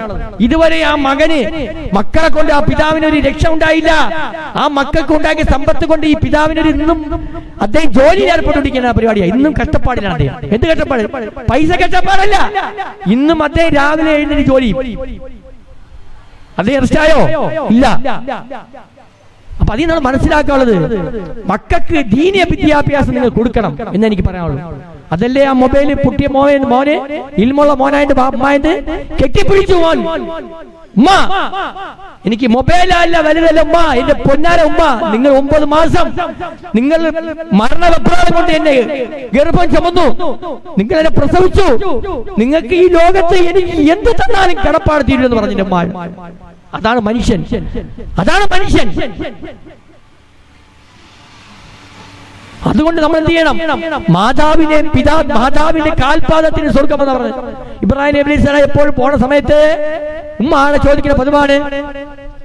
ഇബ്രാഹിം നബി അലൈഹി സ്വലാം എപ്പോഴും പുറത്തു പോണ സമയത്ത് മാതാവിന്റെ അടുക്കൽ എന്ത് വേണം ഉമ്മ, എന്ത് വേണം ഉമ്മ എന്ന് ചോദിക്കും. ഉമ്മ പലപ്പോഴും പലതും പറയാറുണ്ട്. മോമാച്ചന് കൊടുക്കും. ബുദ്ധിമാ ഒരു ദിവസം ഉമ്മ പറഞ്ഞ്, മോൻ ചോദിച്ചു, ഉമ്മ എന്തിനു വേണം ഇന്നത്തെ ദിവസം? മോനെ എനിക്ക് സ്വർഗത്തിലെ മണ്ണ് വേണമെന്ന് പറഞ്ഞു. എന്ത് പറഞ്ഞ്? സ്വർഗത്തിലെ മണ്ണ് വേണമെന്ന് പറഞ്ഞു. അപ്പൊ ഉമ്മ എന്ത് ചെയ്യുന്നറിയാമോ? ആ ബുദ്ധിമാനായ ഇബ്രാഹിം നബി അലൈഹി സ്വലാം എന്താ ചെയ്തത്? മാതാവിന്റെ കാൽപാദത്തിന്റെ അടിയിൽ നിന്ന് ഉമ്മ ആ കാലെന്ന് അല്പം പൊക്കാൻ പറ്റുമോ? എന്താണ്? ഉമ്മാടെ കാൽപാദത്തിന്റെ അടിയിൽ നിന്ന് മണ്ണെടുത്ത് ഉമ്മാനെ കൊടുത്തു. എത്രത്തോളം മാതാവിന്റെ കടമ നമ്മൾ പൂർത്തീകരിച്ചു നോക്കണം. ചേപ്പൊന്നൊരു വാക്ക് പോലും മാതാവിനെ പറയാൻ പാടില്ല. ഉമ്മ നമ്മളെ ചെറുപ്പത്തില് മലവും മൂത്രവും വിസർജനം ചെയ്താൽ നമുക്കറിയാത്ത കൊച്ചു സമയത്ത് എന്റെ ഉമ്മ, ഞാൻ ഈ വീട്ടിൽ താമസിച്ച പ്രസവം തുടങ്ങിയപ്പോ പറഞ്ഞ പോലെ 1982 ഓർമ്മശിന് 1982 ഈ പള്ളിയുടെ ബേക്കിൽ എനിക്ക് നമുക്ക് വീടിനകത്ത് കുടുംബമായി താമസിച്ച വീടാ. അന്ന് ഈ കടകളൊന്നും ഇല്ലാത്ത കാലഘട്ടം, മണലാരനെ പോലെ കിടന്ന കാലഘട്ടത്ത് ഉമ്മ രാവിലെ അടുക്കളയിൽ പാചകം ചെയ്യാൻ വേണ്ടി ഒരു മടല് പോലത്തെ സാധനം, ഈ തെങ്ങിന്റെ പറഞ്ഞ മടലെടുത്തോണ്ട് ഉമ്മ കിച്ചണിൽ അടുക്കള വരികയായിരുന്നു. എന്റെ ഉമ്മ എന്റെ പൊന്നാരം എടുത്തോണ്ട് വന്ന സമയത്ത് എന്റെ കണ്ണിന് കണ്ണീന്ന് ധാരായിട്ട് കണ്ണീര് വീഴുന്ന സമയത്ത് എന്റെ ഉമ്മ ഉമ്മ ഇട്ട ഡ്രസ്സിട്ട് എന്നെ പൊക്കിയെടുത്തോണ്ട് ഓടി വന്നതാ. ഈ കാണുന്ന വീട്ടിനകത്ത് ഡോക്ടറുള്ളതാണ്, ഈ കാണുന്ന ഈ കാമ്പൗണ്ടിനകത്ത്. ഈ ഡോക്ടറെ ഒന്ന് കാണിച്ച് അടിയന്തരമായിട്ടുള്ള ട്രീറ്റ്മെന്റ് ചെയ്യുകയും പിന്നെ അന്ന് കണ്ണാശുപത്രിയിൽ പോയി ട്രീറ്റ്മെന്റ് ചെയ്ത്. മാതാവിനെ പറ്റി പറയപ്പോൾ നമ്മളെപ്പോഴും നമ്മൾ ജീവിച്ചിരിക്കുന്ന മാതാക്കൾ, നിങ്ങൾ ആരെങ്കിലും എന്റെ പ്രഭാഷണം കേൾക്കുന്നുണ്ടെങ്കിൽ നിങ്ങൾ അവരെ നല്ല വൃത്തി നോക്കണം. എങ്ങനെയാണ്? എന്താണ് അവർ ചെറുപ്പകാലത്ത് നമ്മളെ നോക്കിയത് എങ്ങനെയാണ്? പിന്നെ വയസ്സുകാലത്ത് നമ്മളെ പോലെ ചെറുപ്പം പോലെ വയസ്സുകാലത്ത് അവർ ആവുന്ന പറയുന്നത്. അതുകൊണ്ട് നമ്മൾ എന്ത് ചെയ്യണം? ജീവിച്ചിരിക്കുന്ന മാതാപിതാക്കൾ നിങ്ങൾക്ക് ആരെങ്കിലും ഉണ്ടെങ്കിൽ എന്ത് ചെയ്യണം? അവരോട് നിങ്ങൾ കരുണയോടെയും സ്നേഹത്തോടെയും വാത്സല്യത്തോടെയും നോക്കണം. നിങ്ങൾക്ക് വളരെ പുണ്യമാണ്. അതല്ലേ മൂസാ നബി അലൈഹി സ്വലാമിന്റെ അടുക്കൽ അള്ളാഹു പറയുക, എന്താ മൂസ, നിന്റെ മാതാവും പിതാവും മരിച്ചുപോയി, നീ നോക്കി നടക്കണം. എന്താണ്? മൂസ, നിന്റെ മാതാവും പിതാവും മരിച്ചുപോയി, ഇനി നിനക്ക് ദുആ സ്വീകരിക്കൂല. നിന്റെ മാതാവും പിതാവും ഉണ്ടെങ്കിൽ നിനക്ക് ഇടങ്ങേറെ ബുദ്ധിമുട്ടുണ്ടാവൂല. അതുകൊണ്ട് നിന്റെ മാതാവും പിതാവും മരിച്ചുപോയി, മൂസ നീ നോക്കി നടക്കണമെന്ന് പറഞ്ഞു. മാതാപിതാവിന്റെ ദുആ അത്രത്തോളമാണ് പറഞ്ഞത്. അതോടെ മനസ്സിലാക്കാനുള്ള നമ്മൾ എന്ത് ചെയ്യണം? അല്ലാഹു സുബ്ഹാനഹു വ തആല നമ്മളെ കുറഞ്ഞ കാലയളവിലെ ജീവിതം പടച്ചു തന്നു. ഈ ദുനിയാവിലെ ജീവിതം എന്ന് പറഞ്ഞാൽ ഒരു സമുദ്രത്തിനകത്ത് ഒരു സൂചി കൊണ്ട് മുട്ടിക്കഴിഞ്ഞാൽ സൂചിയിലുണ്ടാകുന്ന വെള്ളത്തിന്റെ അംശം പോലും ദുനിയാവിലെ ജീവിതത്തിൽ നടക്കുന്നു. ഇന്ന് മനുഷ്യനെ കണ്ടില്ലേ? ഒരു മനുഷ്യൻ കണ്ട് ചോദിക്കാൻ എന്താണ് ഉണ്ടാക്കിയത്, അവൻ പറയും ഏക്കറിനൊക്കെ ഉണ്ടാക്കി. എന്റെ മോൻ ഡോക്ടറാണ്, എന്റെ മോൻ 5 ലക്ഷം രൂപ ശമ്പളമാക്കുന്നുണ്ട്, എന്റെ മോൻ എഞ്ചിനീയറാണ്, അവൻ 8 ലക്ഷം രൂപ ശമ്പളമാക്കണേ, ഇതെല്ലാം പറയും. പക്ഷേ അവന്റെ അയൽവക്കക്കാരനോ അവന്റെ ബന്ധുക്കൾക്കോ നിങ്ങൾ നോക്കപ്പോൾ 1 ഇഞ്ച് ഭൂമിയാ. അവൻ വാടകയ്ക്ക് കിടന്ന് കാലൊടിഞ്ഞ് കിടന്നാൽ പോലും 1 രൂപ കൊടുക്കില്ല. കാര്യം എന്താണ്? 4.5 ലക്ഷം രൂപ എന്റെ മോൻ ആക്കിയാണ്, മറ്റോ 8 ലക്ഷം ആക്കിയാണ്, മൊത്തം 10 ലക്ഷം ആക്കിയാണ്. ഞാൻ കൊടുത്തു കഴിഞ്ഞാൽ കുറഞ്ഞു പോകും. ബഹുമാനപ്പെട്ട നമ്മളെ ഉസ്താദ് പറഞ്ഞ മാതിരി ഹലാല ഇന്ന് വലിയ സമ്പന്നന്മാരൊക്കെ നേരെ കൊണ്ട് ബിവറേജിന്റെ വലിയൊരു ഔട്ട്ലെറ്റുകൾ തുടങ്ങുന്ന ഭാഗത്തൊക്കെ ഇൻവെസ്റ്റ് ചെയ്തിട്ട് നിൽക്കുന്ന ആൾക്കാർ ധാരാളമുണ്ടെന്ന് പറഞ്ഞു. ഞാൻ എന്റെ അറിവിലില്ല, പറഞ്ഞു മുസ്ലിം പേരാണ്. പക്ഷെ അവരുടെ പ്രവർത്തനങ്ങളൊക്കെ എന്താണ്? ഹറാമിലേക്കുള്ള ഇൻവെസ്റ്റ്മെന്റ് ചെയ്തുകൊണ്ട് അവർ പൈസയുടെ വർധന ഉണ്ടായിക്കൊണ്ടിരിക്കുന്ന കാലഘട്ടം. ഹലാലും ഹറാമും തിരിച്ചറിയാത്ത അവസ്ഥ. അതുകൊണ്ട് നമ്മൾ മനസ്സിലാക്കി ഇതുപോലെ പ്രബോധനങ്ങളും ഞാൻ വെക്കുന്ന മാതിരി നിങ്ങൾ എല്ലാവരും പണ്ട് നമ്മൾ ആരാ പറഞ്ഞ ദീനിന്റെ മജ്‌ലിസുകൾ ധാരാളമായി നമ്മളെ മുൻകാലങ്ങൾ വെക്കുന്ന പതുകൊണ്ടാണ് സംഘടനകൾ ചാരിറ്റിക്കാരും ഇതൊക്കെ വെക്കുന്നത്. ചാരിറ്റിക്കാർ ധാരാളമായി ആഹാരങ്ങളൊക്കെ മെഡിക്കൽ കോളേജിലും മരുന്നുകളൊക്കെ വാച്ചു. നല്ല സ്വഭാവം. നമ്മുടെ നാട്ടിൽ ഇഷ്ടംപോലെ ചാരിറ്റി ഉണ്ട്. ഹാർട്ട് ടു ഹാർട്ട്, അതോടൊപ്പം തന്നെ പല ചാരിറ്റിക്കാരുണ്ട്. ഈ ചാരിറ്റിക്കാർ നമ്മൾ നോക്കുമ്പോൾ മനസ്സിലാക്കുന്ന അവർ ചില കരുണ തന്നെ. അല്ലാഹു തആല അവർക്കൊക്കെ ആഫിയത്ത് ദീർഘായുസ്സുള്ള പ്രദാനം ചെയ്തിട്ട് ഇഷ്ടംപോലെ കുടുംബങ്ങൾക്ക് ആശ്രിതരാണ് ഉള്ളവന്. പണ്ട് ആരാ പറഞ്ഞല്ല എന്നിട്ട് നമ്മളെ കായംകുളം കൊച്ചുണ്ണി എന്നൊക്കെ പറയപ്പം ഉള്ളവന്റെ വാങ്ങിച്ച് ഇല്ലാത്തത് കൊടുക്കുന്ന പോലെ അവരൊക്കെ ഒരു ഗ്രൂപ്പ് ചേർന്നുകൊണ്ട് സമ്പന്ന വർഗത്തിൽ നിന്ന് പൈസകൾ വാങ്ങിച്ച് മെഡിക്കൽ കോളേജിൽ ആഹാരം ഉണ്ടാക്കി കൊടുക്കുന്നു, മരുന്നുകൾ വാങ്ങിച്ചു കൊടുക്കുന്നു. ഇതുപോലെ കാര്യം ധാരാളം ചെയ്യുന്നു. ധാരാളമായ ആൾക്കാരുണ്ട് ഇങ്ങനെയൊക്കെ. അപ്പൊ നമ്മൾ എന്ത് ചെയ്യണം? നമ്മൾ ഇൽമ് പറഞ്ഞു അത് ആഹാരം കൊടുക്കുന്നതോടൊപ്പം നമ്മൾ എന്ത് ചെയ്യണം? ഇൽമാണ് പറഞ്ഞു കൊടുക്കേണ്ടത്. ആഹാരം കൊടുക്കുന്ന പോലെ ഏറ്റവും പ്രധാനപ്പെട്ട ഇൽമ പറഞ്ഞു കൊടുക്കണം. ഇൽമ പറഞ്ഞു കൊടുത്താൽ പിന്നെ ആരും ഇതിനു വേണ്ടി പോകൂല, അതിന് പോകൂല, മറ്റുള്ള മുമ്പിൽ കൈനീട്ടാൻ പോകൂല. പ്രവാചകൻ നമ്മളെ പഠിപ്പിച്ച് പ്രവാചകന്റെ സന്നിധി ഒരു മനുഷ്യൻ പോയി എന്താ ചോദിച്ചത്? പൈസ സാമ്പത്തികം ചോദിച്ചപ്പോൾ പ്രവാചകൻ എന്ത് ചെയ്ത്? പൈസ കൊടുത്തോ? ഒരു കോടാലി വാങ്ങിച്ചു കൊടുത്താ പറഞ്ഞ കോടാലി വ്യക്തി കീറി പൈസ ഉണ്ടാക്കാൻ പറഞ്ഞു, പണിയാൻ പറഞ്ഞു. അതുപോലെ നമ്മൾ ആകണം. എല്ലാവരും പണി ചെയ്യണം. അല്ലാഹു തആല പണി ചെയ്ത് നമുക്ക് പൈസ ഉണ്ടാക്കാൻ പറ്റും. പ്രവാചകൻ പഠിപ്പിച്ച കാര്യങ്ങളാണ്. അതോടൊപ്പം നമ്മൾ ദിവസം എന്ത് ചെയ്യണം? നമ്മൾ ഒരു ദിവസം കിടന്നുറങ്ങുന്ന സമയത്ത് നിങ്ങൾ ഇൽമിന്റെ നമ്മൾ ഇന്ന് ചെയ്ത പ്രവൃത്തി എന്തെന്ന് മനസ്സിലാക്കണം, വിലയിരുത്തണം. തുടക്കത്തിൽ പറഞ്ഞ പോലെ സമ്പത്തിന്റെ വിഹിതം, അന്നുള്ള സമ്പത്തിന്റെ വിഹിതം കച്ചവടത്തിൽ ലാഭം നമ്മൾ നോക്കുന്ന മാതിരി നിങ്ങൾ എന്ത് ചെയ്യണം? അന്നുള്ള ഇൽമിന്റെ പവർ നിങ്ങൾ മനസ്സിലാക്കിയെടുക്കണം. എത്രത്തോളം ഞാൻ നമസ്കരിച്ചു, എത്രത്തോളം ഞാൻ ദിക്ർ ചൊല്ലി, എത്രത്തോളം എന്റെ ബന്ധുക്കളെ നോക്കി, എത്രത്തോളം ഞാൻ നാട്ടിൽ എന്തൊക്കെ പ്രവർത്തനം ചെയ്തു.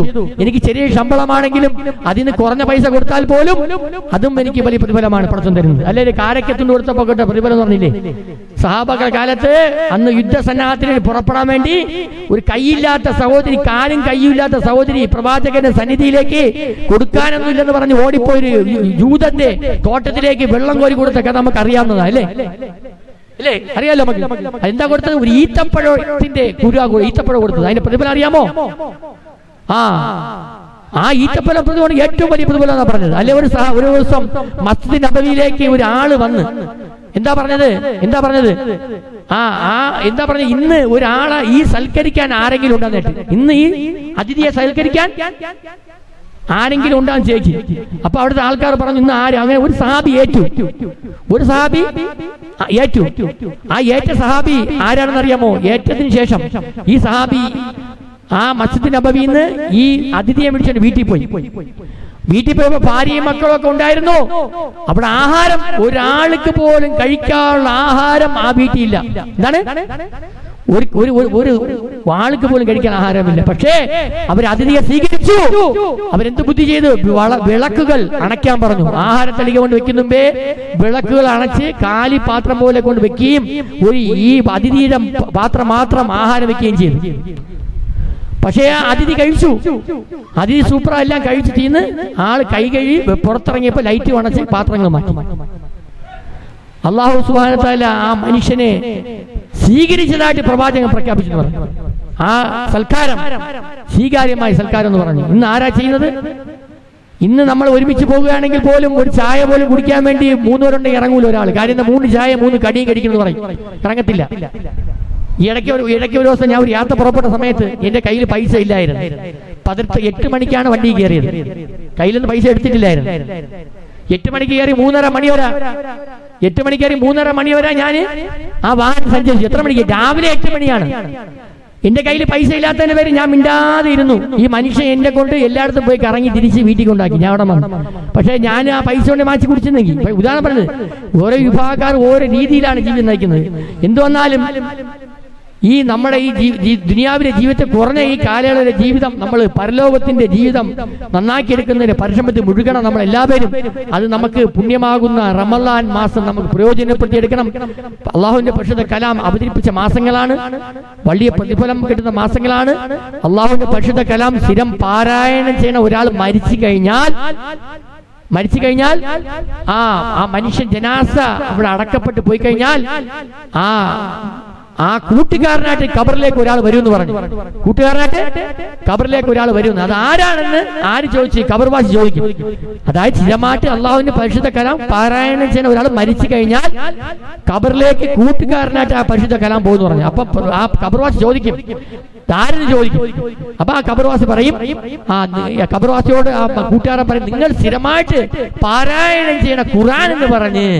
അപ്പൊ നമ്മൾ എന്ത് ചെയ്യണം? നമ്മളെന്ത് പരിശുദ്ധമായ ഖുർആൻ ശരീഫ് സ്ഥിരമായിട്ട് പാരായണം ചെയ്യണം. ആ പരിശുദ്ധ ഖുർആൻ ശരീഫ് പാരായണം ചെയ്താൽ നിങ്ങൾക്ക് ദുനിയാവിലും വിജയവും കാലാകാല ആഖിറത്ത് വിജയവും കൂട്ടുകാരനായിട്ട് വരും എന്ന് പറഞ്ഞു.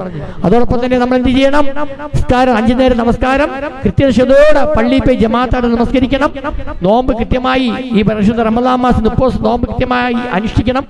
എല്ലാ റമളാൻ മാസം കഴിയുമ്പോഴും ചില വിഭാഗക്കാരുണ്ട്, 27 രാവിനും 17 രാവിനും മാത്രം വന്ന് പള്ളി നിറയ്ക്കുന്ന കുറച്ച് ആൾക്കാരുണ്ട്. അതുപോലെ ആകാതെ അതിനുശേഷം പള്ളിയിൽ എഴുതി വെക്കണം. അതുകൊണ്ട് എന്താണ് ഒരു പരിഹാസ മോഡലില് നമ്മളിപ്പോ യൂട്യൂബിലും ഫേസ്ബുക്കിലും വാട്സപ്പിലും മെസ്സഞ്ചറിലും കാണാറുണ്ട്. റമളാൻ കഴിഞ്ഞാലും പള്ളി തുറന്ന് പ്രവർത്തിക്കുന്നതാണ്. ആർക്കാണ് പറയുന്നത്? റമളാൻ സ്പെഷ്യൽ പാർട്ടിക്കാണ്. പള്ളി റമളാൻ കഴിഞ്ഞാലും പള്ളി അടയ്ക്കുന്നില്ല, തുറന്ന് പ്രവർത്തിക്കുക. അത് ആർക്കെന്നറിയാമോ? 27 രാവിനും 17 രാവിനും ആഹാരം തേടി പോകുന്ന ഒരു വിഭാഗക്കാരുണ്ട്. അങ്ങനെ നമ്മൾ ആകാൻ പാടില്ല. ദിവസവും 5 നേരത്തെ നമസ്കാരം കൃത്യശതോടെ ഇമാം ജമാഅത്തിന്റെ പള്ളി നമസ്കരിക്കാൻ പോകണം.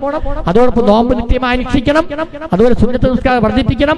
നമ്മൾ ഈ അറബി കോളേജൊക്കെ കെട്ടിവെച്ചിരിക്കുന്നത് അറിയാമോ? ഈ അറബി കോളേജ് എന്തിനാണ് കെട്ടിവെച്ചിരിക്കുന്നത്? ഈ അറബി കോളേജൊക്കെ നമ്മൾ ഈ പ്രവർത്തിക്കുന്നതിനാണ്.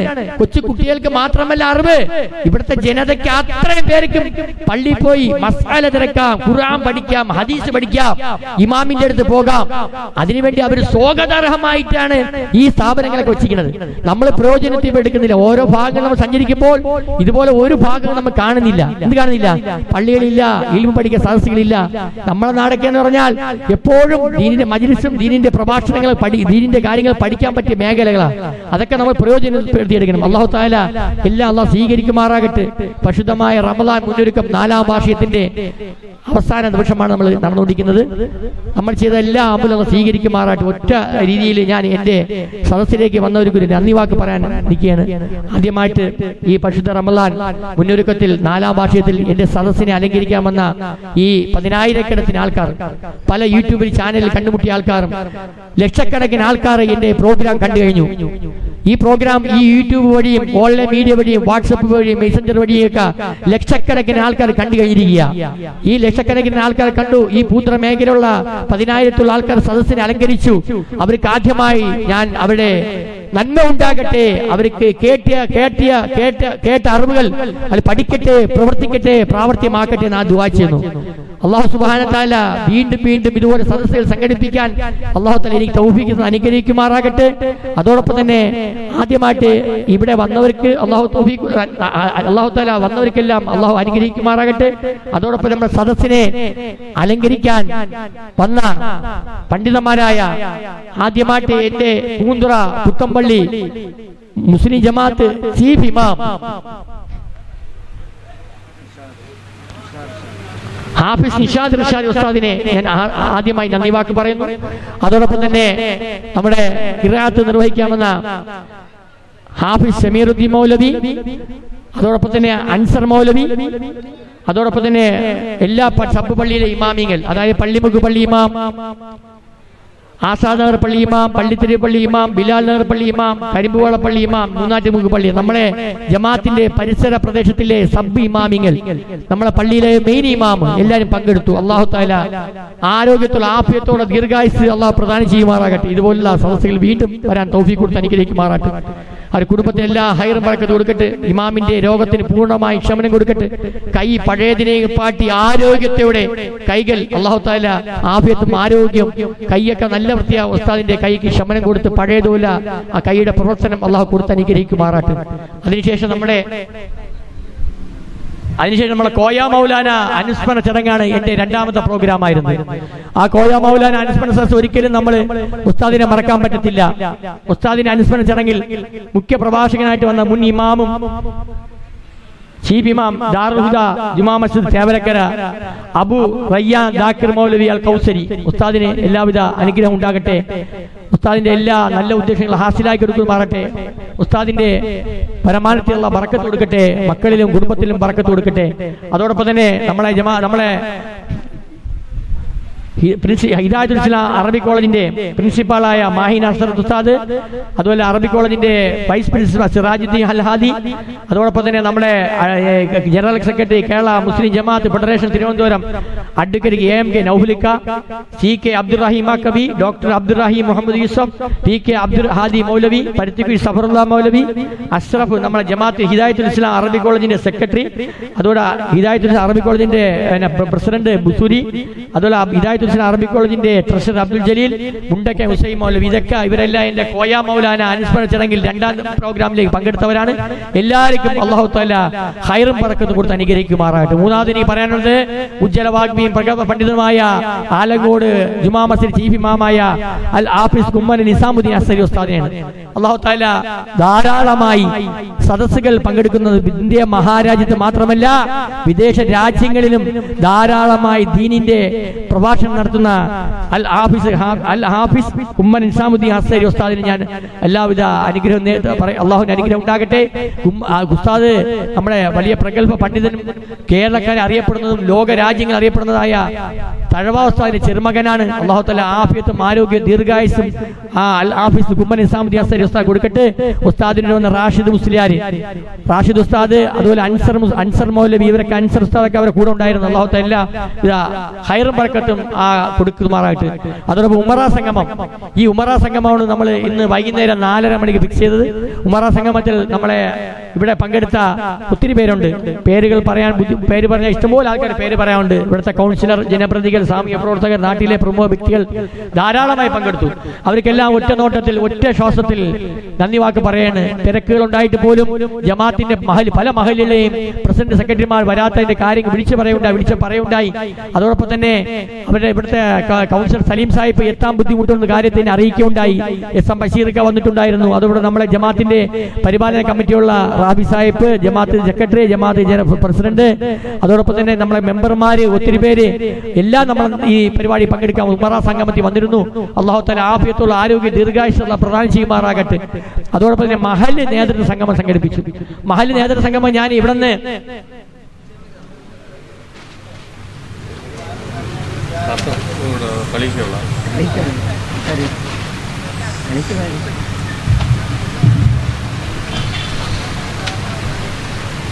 ഇവിടുന്ന് ആദ്യമായി തിരുവനന്തപുരത്തിന്റെ ഓർമ്മയോടൊന്ന് പറയാം, നിങ്ങൾ ശ്രദ്ധിച്ചു കേൾക്കുക. അതായത് മണക്കാട് വലിയ പള്ളി, കരമന ജുമാ മസ്ജിദ്, നേമം ജുമാ മസ്ജിദ്, കുർവാണി ജുമാ മസ്ജിദ്, പിന്നെ നെയ്യാറ്റിക്ക ജുമാ മസ്ജിദ്, ബാലരാപുരം 3 ജുമാ മസ്ജിദ്, അതുപോലെ ഇത് നമ്മളെ അമരവള ജുമാ മസ്ജിദ്, അതോടൊപ്പം നമ്മളെ പിന്നെ അമരവളഞ്ഞ് ഇടിച്ചപ്ലാമൂട്, കളീക്കവിള, പിന്നെ പൂവാറ്, പുല്ലുവിള, വിഴിഞ്ഞം, പൂവാറ്, അതോടൊപ്പം തന്നെ നമ്മളെ പനത്ര ജുമാ മസ്ജിദ്, പാച്ചൽ ജുമാ മസ്ജിദ്, കോവളം ജുമാ മസ്ജിദ്, ഭീമാപ്പള്ളി ജുമാ മസ്ജിദ്, വള്ളക്കട ജുമാ മസ്ജിദ്, മണക്കാട് വലിയ പള്ളി, പാളയം ജുമാ മസ്ജിദ്, ശാസ്തമ ജുമാ മസ്ജിദ്, സെൻട്രൽ ജുമാ മസ്ജിദ്, കരമന ജുമാ മസ്ജിദ്, ആലങ്കോട് ജുമാ മസ്ജിദ്, അതോടൊപ്പം തന്നെ 30ഓളം ജമാഅത്തിന്റെ ഭാഗത്ത് ഞാൻ സഞ്ചരിക്കുകയും ഈ കാര്യം എന്താണ് 5 കാര്യങ്ങൾ നടപ്പിൽ വരുത്തുന്ന കാര്യത്തിലേക്ക് പ്രയാണവും ഉദ്ഘാടനവും ഞാൻ ഇന്ന് ഉദ്ഘാടനം ചെയ്യുകയും ബഹുമാനപ്പെട്ട BP സുഹൈബ് മൗലവി ഈ 5 പദ്ധതികൾ പൂന്തുറ അബ്ദുൽ ഹക്കീം സാഹിബ് ഈ കാര്യം നടപ്പിൽ വരുത്തുന്നത് ഇന്നത്തെ കാലത്ത് അത്യാവശ്യമാണെന്ന് പറഞ്ഞ് നമ്മളെ കേരളക്കരയിൽ ഏറ്റവും അറിയപ്പെടുന്നതും തെക്കൻ കേരളം വടക്കൻ കേരളത്തും അറിയപ്പെടുന്നതായ പ്രഗത്ഭ പണ്ഡിതനാണ് ഡോക്ടർ BP സുഹൈബ് മൗലവി പാളയം ചീഫ് ഇമാം. അത് ഉസ്താദാണ് ഈ എന്റെ 5 കാര്യങ്ങൾ എല്ലാ മഹലിലും പാസ്സാക്കിയാൽ കൊള്ളാം എന്ന നിലയിൽ പറഞ്ഞ സമയത്ത് ഇവിടെ പ്രകാശനം ചെയ്യും ഉദ്ഘാടനം സംസാരിക്കേണ്ട അതേ അവസരത്തിൽ കരമന പ്രസിഡന്റിനെ മറക്കാൻ പറ്റൂല, ജലീൽ സാഹിബിനെ. അതോടൊപ്പം YN സാജിദ് ഇമാം നമ്മുടെ പ്രസിഡന്റ്, അതോടൊപ്പം തന്നെ പല പള്ളിയിലെ പ്രസിഡന്റുമാർ ഇവിടെ വന്നു കഴിഞ്ഞു. അവരൊക്കെ വരാത്തവരെ അറിയിച്ചു. ഇതൊരു പ്രയാണമാണ്, ഇന്ന് പ്ലേ ക്ലാസ് ആണ് തുടങ്ങിയിരിക്കുന്നത്. എല്ലാ ജമാഅത്ത് കൗൺസിൽ എന്ന് പലയിടത്തും ഉണ്ട്, പക്ഷേ മഹലിന്റെ കൂട്ടായ്മ ഒരിടത്ത് കാണുന്നില്ല. ആ മഹലിന്റെ കൂട്ടായ്മയുടെ ഉദ്ഘാടനവും മഹലിന്റെ പ്രവർത്തനങ്ങൾ നന്നാക്കുന്ന കാര്യത്തിലും ഞാൻ ഇവിടെ ആദ്യമായിട്ടാണ് എന്റെ ജമാഅത്തിൽ പൂന്തുറ പുത്തമ്പള്ളി മുസ്ലിം ജമാഅത്തിന്റെ വൈസ് പ്രസിഡന്റായിട്ട് സ്ഥാനം ഞാൻ കയറിയിട്ട് ഏതാനും മാസങ്ങളായോളൂ. അല്ലാഹു തആല ആ പദവി നല്ല നിലയിൽ തന്നെ എനിക്ക് കൊണ്ടുപോകാൻ അല്ലാഹു തൗഫീഖ് തരട്ടെ. എല്ലാ മഹലിലും പ്രയോജനപ്പെടുന്ന പ്രവർത്തന മേഖലയിൽ സഞ്ചരിക്കുവാനുള്ള ആഫിയത്ത് പടച്ചോൻ തരട്ടെ. എല്ലാ മഹൽ മാത്രമല്ല, എന്റെ തിരുവനന്തപുരം ജില്ലയും സംസ്ഥാനം ഒട്ടാകെ ഞാൻ ഈ കാര്യം പാസ്സാക്കാൻ പോയത് എവിടെയെന്ന് അറിയാമോ? ആദ്യം പാണക്കാട് ശിഹാബ് തങ്ങളെ വീട്ടിൽ പോയി ഹൈദരലി ശിഹാബ് തങ്ങളുടെ മകനായ മൊയ്ൻ അലി തങ്ങളുമായി സംസാരിക്കുകയുണ്ടായി. ആ സംസാരിച്ച ഫോട്ടോസും കാര്യങ്ങളും എടുത്തുകൊണ്ട് അദ്ദേഹത്തിന് തങ്ങളോട് പറഞ്ഞു, തങ്ങളെ ഇന്ന് നാട് നശിച്ചിരിക്കുന്ന കാലഘട്ടം, നാട് മോശമായ അവസ്ഥ, ഈ കാര്യങ്ങൾ പാസ്സാക്കിയാൽ കൊള്ളാമെന്ന് പറഞ്ഞപ്പോൾ മൊയ്നിലെ തങ്ങൾ പറഞ്ഞ ഒരു വാക്ക് എനിക്ക് ഇന്ന് പ്രചോദനം ഉണ്ടാക്കി. തങ്ങൾ പറഞ്ഞു, നിങ്ങളുടെ നാടിലും മഹലിന്റെ പ്രദേശത്തും ഈ 5 പദ്ധതികൾ എല്ലാവരും കാണും, നിങ്ങളെ മീഡിയയിലും യൂട്യൂബും കാണണം. ഇതാണ് എന്റെ 5 പദ്ധതികൾ. ആവശ്യക്കാർ എന്റെ 8089862503 80 89 86 2503. എന്റെ പ്രയാണം തെക്കൻ കേരളം വടക്കൻ കേരളത്തും ഇവിടുന്ന് തിരുവനന്തപുരം കാസർഗോഡുള്ള ജമാഅത്തില് ഇൻഷാ അല്ലാഹ് മഹലടിസ്ഥാനത്തിൽ ഒറ്റയാൻ പോരാട്ടത്തിൽ ഈ 5 പദ്ധതികൾ ആയുസ്സും ആഫിയത്തും ദീർഘായുസ്സും പഠിച്ചു തരുമെങ്കിൽ ഈ 5 കാര്യങ്ങൾ ഈ പ്ലാസ്റ്റിക് കവറേറ്റ് കയ്യിന്റെ അഴുക്ക് പറ്റാതെ, കയ്യിന്റെ നിന്ന് ഒരു പോറൽ പറ്റാതെ ഈ പ്ലാസ്റ്റിക് കവർ ഞാൻ ഇട്ടിട്ടുണ്ട്. ഇതിനെ ഞാൻ 5 കാര്യങ്ങൾ അല്ലാഹു സുബ്ഹാനഹു വ തആല ആഫിയത്തും ആരോഗ്യവും ദീർഘായുസ് തന്നിട്ടുണ്ടെങ്കിൽ ഈ 5 കാര്യങ്ങൾ സംസ്ഥാനം ഒട്ടാകെ ഞാൻ വ്യാപിപ്പിക്കാൻ വേണ്ടി പരിശ്രമിക്കും ഇൻഷാ അല്ലാഹ്. അതിവിടെ ഉദ്ഘാടനം ചെയ്ത ആരെന്നറിയാമോ? മഹൽ നേതൃ സംഗമം ഉദ്ഘാടനം ചെയ്യേണ്ട ഡോക്ടർ BP സുഹൈബ് പോലെ പ്രസംഗിക്കുകയുണ്ടായി. അത് ഉദ്ഘാടനം ചെയ്യുകയുണ്ടായി. സിരോൻ സിറ്റിയിൽ കേന്ദ്രീകരിച്ച് എല്ലാ 30-30ഓളം ജമാഅത്തിന്റെ പ്രസിഡന്റുമാരും സെക്രട്ടറിമാരും അതിൽ ഭാഗവത്താവുകയും അതിനെ അംഗീകരിക്കുകയും ചെയ്യുകയുണ്ടായി. അല്ലാഹു തആല മഹലിലെ എല്ലാം ബറക്കത്ത് കൊടുക്കട്ടെ. അതോടൊപ്പം തന്നെ ഇതിൽ ഒരു ചെറിയ തുറത്തിൽ കൂടെ അത് 5 കാര്യം നിങ്ങൾ കേൾക്കാൻ മനസ്സിലാക്കി പറഞ്ഞു, ചെറുതിൽ വിശദീകരിക്കൂല. ഒന്നാമത്തെ കാര്യം, മദ്യവും മയക്കുമരുന്നും മറ്റ് ലഹരി പദാർത്ഥം ധാരാളം മദ്യ കാലഘട്ടമാണിത്. സ്വന്തം മാതാവിനെ വെട്ടിക്കൊല്ലുന്ന സംഭവം ഞാൻ കണ്ടതാണ്. മദ്യത്തിന്റെ മയക്കുമരുന്നിന്റെ ഉപയോഗം വഴി ധാരാളം മോശമായ പ്രവർത്തനങ്ങൾ വർദ്ധിച്ചിരിക്കുന്നു. ഈ വിപത്തിനെ പൂർണ്ണമായി തുടച്ചു നീക്കുന്നതിലേക്ക് എല്ലാ മഹലും ചേർന്നുകൊണ്ട് മദ്യത്തിന്റെയും മയക്കുമരുന്നിന്റെയും ഉപയോഗത്തിനെതിരെ ലഹരി വിരുദ്ധ ക്യാമ്പയിൻ നടത്തി സമൂഹത്തെ രക്ഷിക്കുക. ഒന്ന്. രണ്ടാമത്തെ കാര്യം, വിവാഹത്തിന് മുമ്പേ കൗൺസിലിംഗ് പരിപാടി. എന്റെ മനസ്സ് കരഞ്ഞു പോയിട്ടുണ്ടെങ്കിൽ ഒരു വിവാഹത്തിന് പങ്കെടുക്കുകയുണ്ടായി. ആ വിവാഹത്തിന് പങ്കെടുക്കുകയുണ്ടായി. വിവാഹം കഴിഞ്ഞ് ഏതാനും ദിവസം കഴിഞ്ഞ് ഞാൻ മസ്ജിദിൽ നിന്ന് നമസ്കരിച്ചിട്ടിരിക്കുന്ന സമയത്ത് ആ കൊച്ചുകുഞ്ഞ് ആ കുട്ടിയുടെ ആ പുതിയോണ്ടിന്റെ വാപ്പ എന്നെ കാണാൻ വന്നു. ഹക്കീം സാഹിബ്, ഒരു കാര്യം എനിക്ക് പറയാനുണ്ട്. ഞാൻ നിന്നുപോയി, ഞാൻ ചലിച്ചില്ല. ഒരു ആള് മരിച്ചാൽ എങ്ങനെ നിൽക്കും? ചലനം നഷ്ടപ്പെട്ടു. എന്റെ മകളെ നിക്കാതെ വേർപ്പെടുത്തണം, തലാക്ക് ചെല്ലുമെന്ന് പറഞ്ഞു. ഞാൻ ചലിക്കാത്ത ഒരു തടി പോലെ, ഒരു മരം പോലെ, ഒരു നിശ്ചലമായി നിന്ന് പോയി. എന്ത് പറ്റിയത്? ഇല്ല ഹക്കീം സാഹിബ് പറ്റത്തില്ല. ഞാൻ പറഞ്ഞാൽ നമുക്ക് കൗൺസിലിംഗ് വഴി നമുക്കത് ക്ലിയർ ആക്കാം. അതുപോലെ വിവാഹത്തിന് മുമ്പേ ആ കൗൺസിലിംഗ് കൊടുത്ത് ഇതുപോലെ കാര്യങ്ങൾ നമ്മൾ നടക്കുകയില്ലായിരുന്നു. അതുപോലെ വിവാഹത്തിന് കൗൺസിലിംഗ് പരിപാടി നടപ്പിലാക്കുക. രണ്ടാമത്തെ കാര്യം, വിവാഹത്തിന് മുമ്പേ കൗൺസിലിംഗ് പരിപാടി നടക്കുക വഴി ഈ കൗൺസിലിംഗ് പരിപാടി നടപ്പിലാക്കിയാൽ കുടുംബം എന്ന് വിച്ഛേദിക്കപ്പെടുന്നതും തലാഖ് വിഷയങ്ങൾ പൂർണ്ണമായി ഒഴിവാക്കാൻ സാധിക്കും. ധാരാളമായി ജമാഅത്തിന് ഞാൻ ഇവിടെ എന്റെ പൂന്തറ പുത്തമ്പള്ളി മഹല്ലി ജമാഅത്തിന് വൈസ് പ്രസിഡന്റ് പോസ്റ്റ് എടുത്തപ്പോൾ ആദ്യമായിട്ട് പോസ്റ്റ് എടുക്കുന്ന മുമ്പേ തന്നെ തലാഖ് തലാഖ് തലാഖ് തലാഖ് എന്നേ ഉള്ളൂ, വേറെ ഒന്നും കേൾക്കാനില്ല. ഞാൻ ദേശത്തിൽ പറഞ്ഞ് ഞാൻ ഈ ജോലിയും തൊഴിലും ഇഷ്ടം പോലെ എനിക്ക് സൈറ്റിലേക്ക് പോകുന്ന ആളാ, എനിക്ക് ചുമ്മാ ഇതൊന്നും നോക്കാൻ പറ്റൂല. ജമാഅത്തിന്റെ വേറെ കാര്യങ്ങൾ എനിക്ക് ഈ കെട്ടാവരണ പയ്യന്റെ മുഖത്ത് നോക്കി ചോദിക്കണം. ഇനി ആരെങ്കിലും വിവാഹ സർട്ടിഫിക്കറ്റ് പൂന്തറ പുത്തമ്പള്ളി മഹല്ലി ജമാഅത്തിനകത്ത് വന്നാൽ എടുത്ത് ചോദിക്കണം, മോനെ മാറുന്നില്ലടാ മക്കളെ, നീ എന്തിനാ പിന്നേട്ടാൻ പോണ, വിവാഹം കഴിക്കാൻ പോണ, എന്ത് ചെയ്യണം? ആദ്യമായിട്ട് പറയാനുള്ളത്, മോനെ വാപ്പ പറഞ്ഞ് കല്യാണം കഴിക്കണം, ഉമ്മ പറഞ്ഞ് കല്യാണം കഴിക്കണം. അത് നീ സ്വന്തം ഇഷ്ടപ്രകാരം കേട്ടോ മക്കളെ. മക്കളെ അള്ളാഹുവിന്റെ അർശിൽ കിളിങ്ങണ കാര്യമാണ് വിവാഹ ബന്ധം ഏർപ്പെടുത്തുന്നത്. അതുകൊണ്ട് മക്കളെ ഉമ്മായും ബാപ്പായും പറഞ്ഞ വിഷയം നിൽക്കട്ടെ, മോനെ ആ പെൺകുട്ടിയെ നീ പോറ്റോ മക്കളെ, ആ പെൺകുട്ടിയെ നീ ദുനിയാവിലും ആഖിറത്തിനും കൊണ്ടുപോകണ്ടേ. അതുകൊണ്ട് മോനെ നീ കെട്ടണ പെണ്ണിനെ നീ ദുനിയാവിലും ആഖിറത്തിനും ഭാര്യയാക്കി വെക്കണം. ഒരിക്കലും തലാക്കോ കുടുംബ വിഷയം ഉണ്ടാക്കലേ മക്കളെ എന്ന് പറഞ്ഞു കൊണ്ടുപോകണം. നമ്മള് ജമാഅത്തിന്റെ മഹല്ലി കമ്മിറ്റിക്കാർ പയ്യനും പെണ്ണിനും എന്തുകൊടുക്കാനുള്ളത് സർട്ടിഫിക്കറ്റ് കൊടുത്ത് ഒരു കൗൺസിലിംഗ് കൊടുത്താൽ വളരെ നന്നായിരിക്കും. അതാണ് എന്റെ രണ്ടാമത്തെ കാര്യം. മൂന്നാമത്തെ കാര്യം പറയപ്പോ ചിരിക്കുന്നു. ആദ്യം എല്ലാരും പറഞ്ഞ് എപ്പോഴും അലമുറയിട്ട് വിളിക്കുന്ന വിധവാ വിവാഹം. ഹക്കീം സാഹിബേ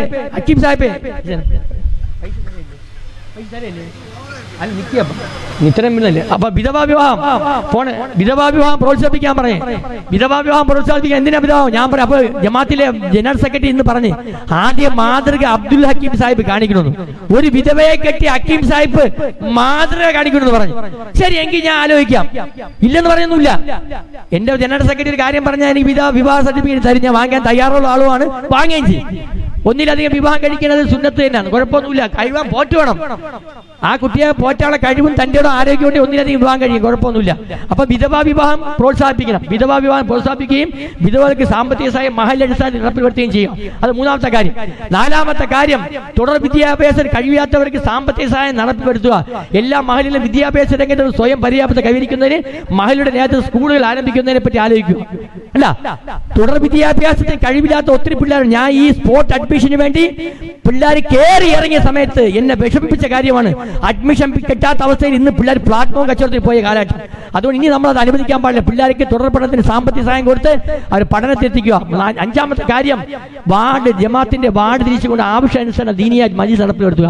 അതാണ് അഞ്ചാമത്തെ കാര്യം. അതായത് ദീനിയ മജ്ലിസുകൾ സംഘടിപ്പിച്ചുകൊണ്ട് ആൾക്കാരെ അതിൽ നിന്ന് മോശമായ മാറ്റം വരുത്തി അവർ രക്ഷപ്പെടുത്തിയെടുക്കുക എന്നുള്ള നിലയിൽ. എന്തായാലും 5 കാര്യങ്ങൾ പ്രകാശനം കഴിഞ്ഞു. പണ്ഡിതന്മാർ വന്നു, മഹല്ല് 30ഓളം മഹല്ല് എത്തിച്ചു കഴിഞ്ഞു. ഇനി കേരളക്കരയിൽ അങ്ങോട്ടും ഇങ്ങോട്ടും എല്ലാ ഭാഗങ്ങളും വ്യാപിപ്പിക്കണം. അല്ലാഹു തആല ആഫിയത്ത്, ആരോഗ്യ, ദീർഘായുസ്സും അതേ പ്രവർത്തിക്കാൻ തൗഫീഖ് അനുഗ്രഹിക്കുമാറാകട്ടെ. എന്തായാലും അടുത്ത കാര്യം, 6ാമത്തെ കാര്യം, നമ്മളെ ജമാഅത്തിന്റെ വൈസ് പ്രസിഡന്റ് വയ്യൻ താജുദ്ദീൻ സാഹിബിനെ ആദരിച്ചു.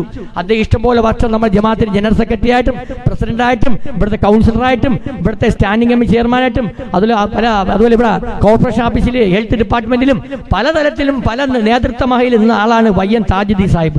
ഒരിക്കലും നമുക്ക് അദ്ദേഹത്തെ മറക്കാൻ പറ്റൂല.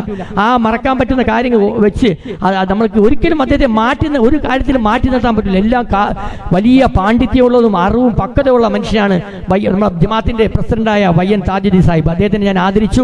രണ്ടാമത്, ഏറ്റവും കൂടുതൽ എനിക്ക് ഇഷ്ടപ്പെട്ട ഒരു ആദരവ്, അള്ളാഹുവിന്റെ പരിശുദ്ധ കലാമാകുന്ന ഖുർആൻ ശരീഫ് മനപ്പാടമാക്കിയ 4 ഹിദായത്തുൽ ഇസ്ലാം അറബിക്കുള്ള 4 വിദ്യാർത്ഥികളെ മാതാവിനും പിതാവിനും സ്വർണത്തിന്റെ കിരീടം ധരിപ്പിക്കുന്നു പറഞ്ഞ് പഠിച്ചോ. എന്താ പഠിപ്പിച്ചത്?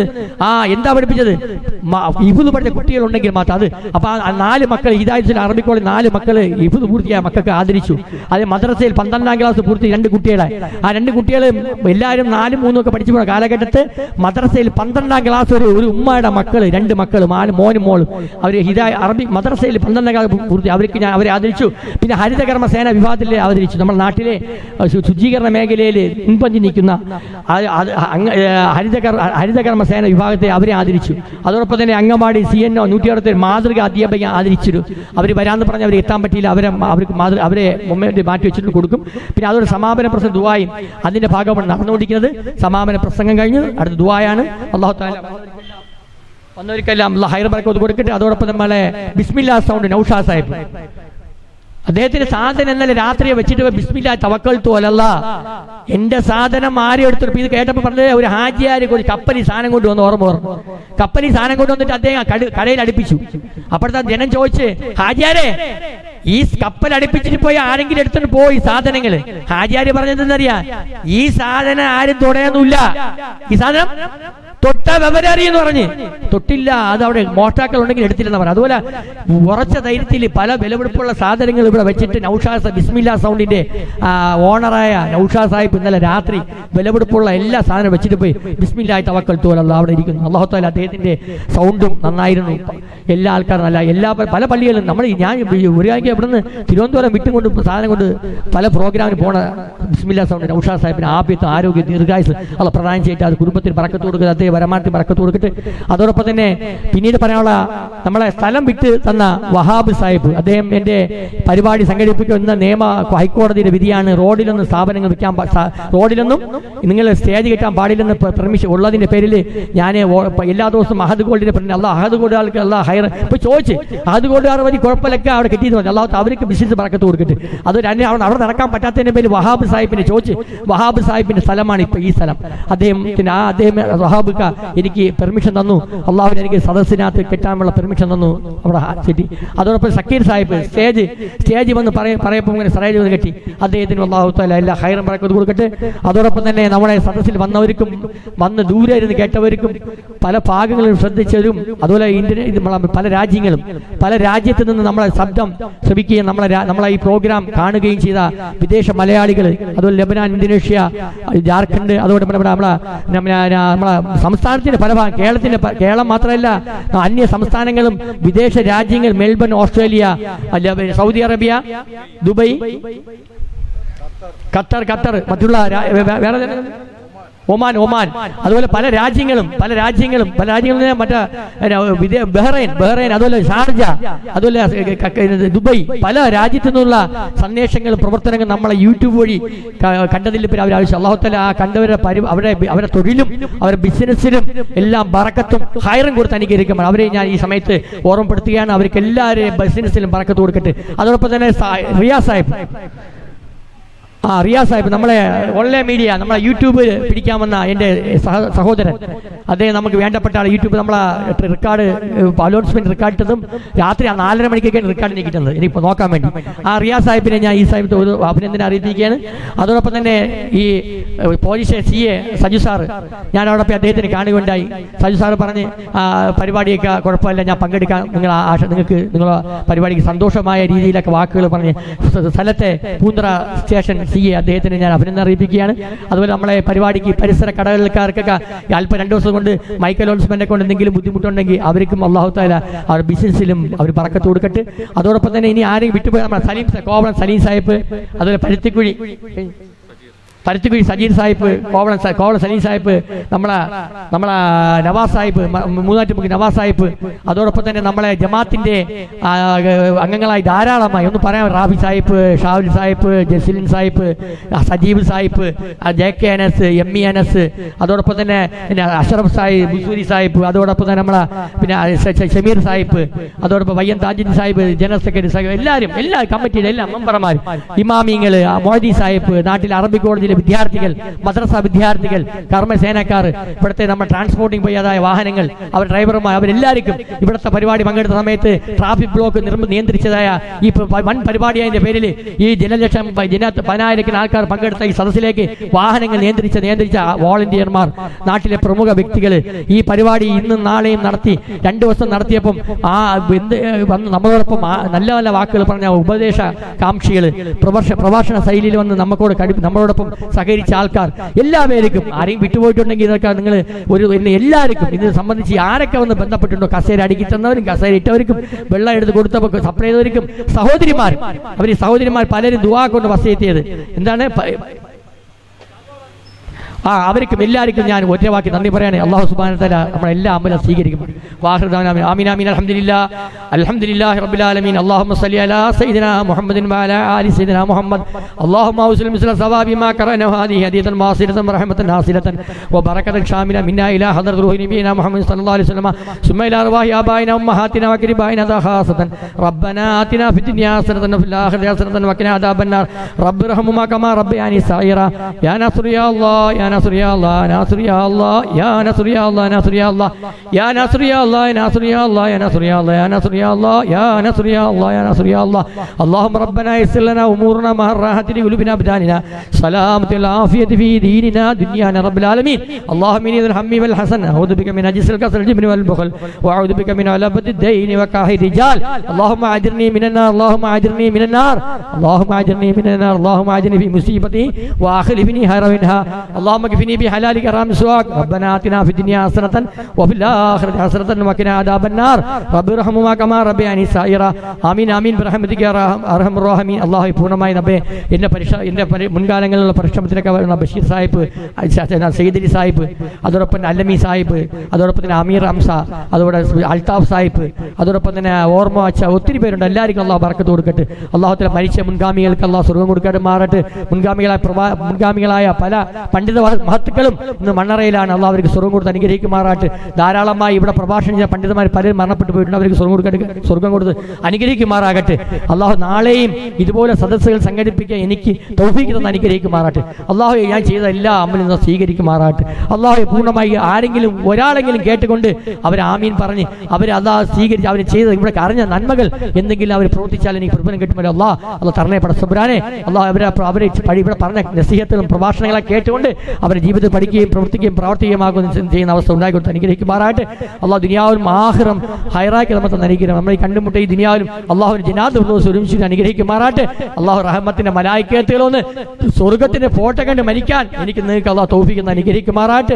മരിക്കുന്നവരെ 5 നേരത്തെ ഇബാദത്ത് കൃത്യമായി ഇമാം ജമാഅത്തായിട്ട് പള്ളിയിൽ പോയി നമസ്കരിക്കാൻ അല്ലാഹു തൗഫീഖ് അനുഗ്രഹിക്കുമാറാട്ടെ. ദുനിയാവിലും ആഖിറത്തിലും ഹൈറാൻ അനുഗ്രഹിക്കുമാറാട്ടെ. ഏറ്റവും വലിയ സന്തോഷം ഒരു മനുഷ്യനെ ചോദിച്ചപ്പോൾ പറയുണ്ടായി തഹജ്ജുദ് നിസ്കരിച്ച് ഖുർആൻ ശരീഫ് ഓതുന്നു പറഞ്ഞു. അതുപോലെ നമുക്ക് എല്ലാ ദിവസവും തഹജ്ജുദ് നിസ്കരിക്കാനും ഖുർആൻ ശരീഫ് ഓതുവാനും അല്ലാഹു തൗഫീഖ് അനുഗ്രഹിക്കുമാറാട്ടെ. അല്ലാഹു തആല എല്ലാ ഖൈറും ബറക്കത്ത്. പ്രവാചകൻ ഒരു സദസ്സ് സംഘടിപ്പിച്ച് അവസാനിക്കുമ്പോൾ പ്രവാചകൻ എന്തൊക്കെ ചോദിച്ചോ അതൊക്കെ ചോദിക്കുന്നു. അല്ലാഹ് പടച്ചവനെ ദീനിന്റെ ആരാമങ്ങളാണ്, സ്വർഗ്ഗത്തിന്റെ ആരാമങ്ങളാണ്. അല്ലാഹ് പൂർണ്ണമായി ഈ ദുആ സ്വീകരിക്കണം. അല്ലാഹ് നമ്മളെല്ലാ നല്ല ഉദ്ദേശം ഹാസിലാക്കി പടച്ചവനെ ദുനിയാവും ആഖിറത്തിലും ഹൈറാൻ നിൽക്കണം. അല്ലാഹ് മോശമായ ചിന്താതി മോശമായ എല്ലാ പ്രവർത്തനത്തിലേക്ക് ആഖിർ ദഅവാനാ അനിൽ ഹംദുലില്ലാഹി റബ്ബിൽ ആലമീൻ വസല്ലല്ലാഹു അലാ ഖൈറിൽ സയ്യിദിനാ മുഹമ്മദിൻ വഅലാ ആലിഹി വസഹബിഹി അജ്മഈൻ സുബ്ഹാന റബ്ബിക റബ്ബിൽ ഇസ്സതി മാ യസിഫൂൻ വസലാമുൻ അലൽ മുർസലീൻ വൽഹംദുലില്ലാഹി റബ്ബിൽ ആലമീൻ ആമീൻ. സല്ലല്ലാഹു ലാ ഇലാഹ ഇല്ലല്ലാഹു ലാ ഇലാഹ ഇല്ലല്ലാഹു ലാ ഇലാഹ ഇല്ലല്ലാഹു ലാ ഇലാഹ ഇല്ലല്ലാഹു ലാ ഇലാഹ ഇല്ലല്ലാഹു ലാ ഇലാഹ ഇല്ലല്ലാഹു ലാ ഇലാഹ ഇല്ലല്ലാഹു ലാ ഇലാഹ ഇല്ലല്ലാഹു ലാ ഇലാഹ ഇല്ലല്ലാഹു ലാ ഇലാഹ ഇല്ലല്ലാഹു ലാ ഇലാഹ ഇല്ലല്ലാഹു സല്ലല്ലാഹു അലാ മുഹമ്മദ് സല്ലല്ലാഹു അലൈഹി വസല്ലം സല്ലല്ലാഹു അലാ മുഹമ്മദ് സല്ലല്ലാഹു അലൈഹി വസല്ലം സല്ലല്ലാഹു അലാ മുഹമ്മദ് സല്ലല്ലാഹു അലൈഹി വസല്ലം സല്ലല്ലാഹു അലാ മുഹമ്മദ് സല്ലല്ലാഹു അലൈഹി വസല്ലം സല്ലല്ലാഹു അലാ മുഹമ്മദ് സല്ലല്ലാഹു അലൈഹി വസല്ലം സല്ലല്ലാഹു അലാ മുഹമ്മദ് സല്ലല്ലാഹു അലൈഹി വസല്ലം സല്ലല്ലാഹു അലാ മുഹമ്മദ് സല്ലല്ലാഹു അലൈഹി വസല്ലം സല്ലല്ലാഹു അലാ മുഹമ്മദ് സല്ലല്ലാഹു അലൈഹി വസല്ലം സല്ലല്ലാഹു അലാ മുഹമ്മദ് സല്ലല്ലാഹു അലൈഹി വസല്ലം സല്ലല്ലാഹു അലാ മുഹമ്മദ് സല്ലല്ലാഹു അലൈഹി വസല്ലം സല്ലല്ലാഹു അലാ മുഹമ്മദ് യാ റബ്ബി സല്ലി അലൈഹി വസല്ലിം വസല്ലി അലാ ജമീഇ അംബിയാ മുർസലീൻ അൽഹംദുലില്ലാഹി റബ്ബിൽ ആമീൻ. എല്ലാ വർഷവും ഇത് ചെയ്യാൻ തൗഫീഖ്. എല്ലാ വർഷവും മരിക്കുന്നവരെയും അല്ലാഹുവേ ഈ പരിശുദ്ധ റമളാൻ മുന്നൊരുക്കം നടത്താൻ അല്ലാഹു തൗഫീഖും ആഫിയത്തും ആരോഗ്യ സമ്പത്തും തന്നെ അല്ലാഹുവിന്റെ ജനാസ ഇതിലേക്ക് കൊണ്ടുപോകുമ്പോൾ ഭൂമി അല്ലാഹുവേ ഈ ജനാസനെ കൊണ്ടുപോകുമ്പോൾ ഈ ഭൂമി അല്ലാഹുവിന്റെ ജനാസയിലേക്ക് കൊണ്ടുപോകുമ്പോൾ ഈ ഭൂമി ആഖിറിൽ എനിക്ക് അനുകൂലമായി സാക്ഷി പറയുന്ന അവസ്ഥ ഉണ്ടാക്കി തന്നെ അല്ലാഹ്. വാഖിർ ദഅവാനാ അൽഹംദുലില്ലാഹി റബ്ബിൽ ആലമീൻ. എല്ലാ അമലും സ്വീകരിക്കണം. അസ്സലാമു അലൈക്കും.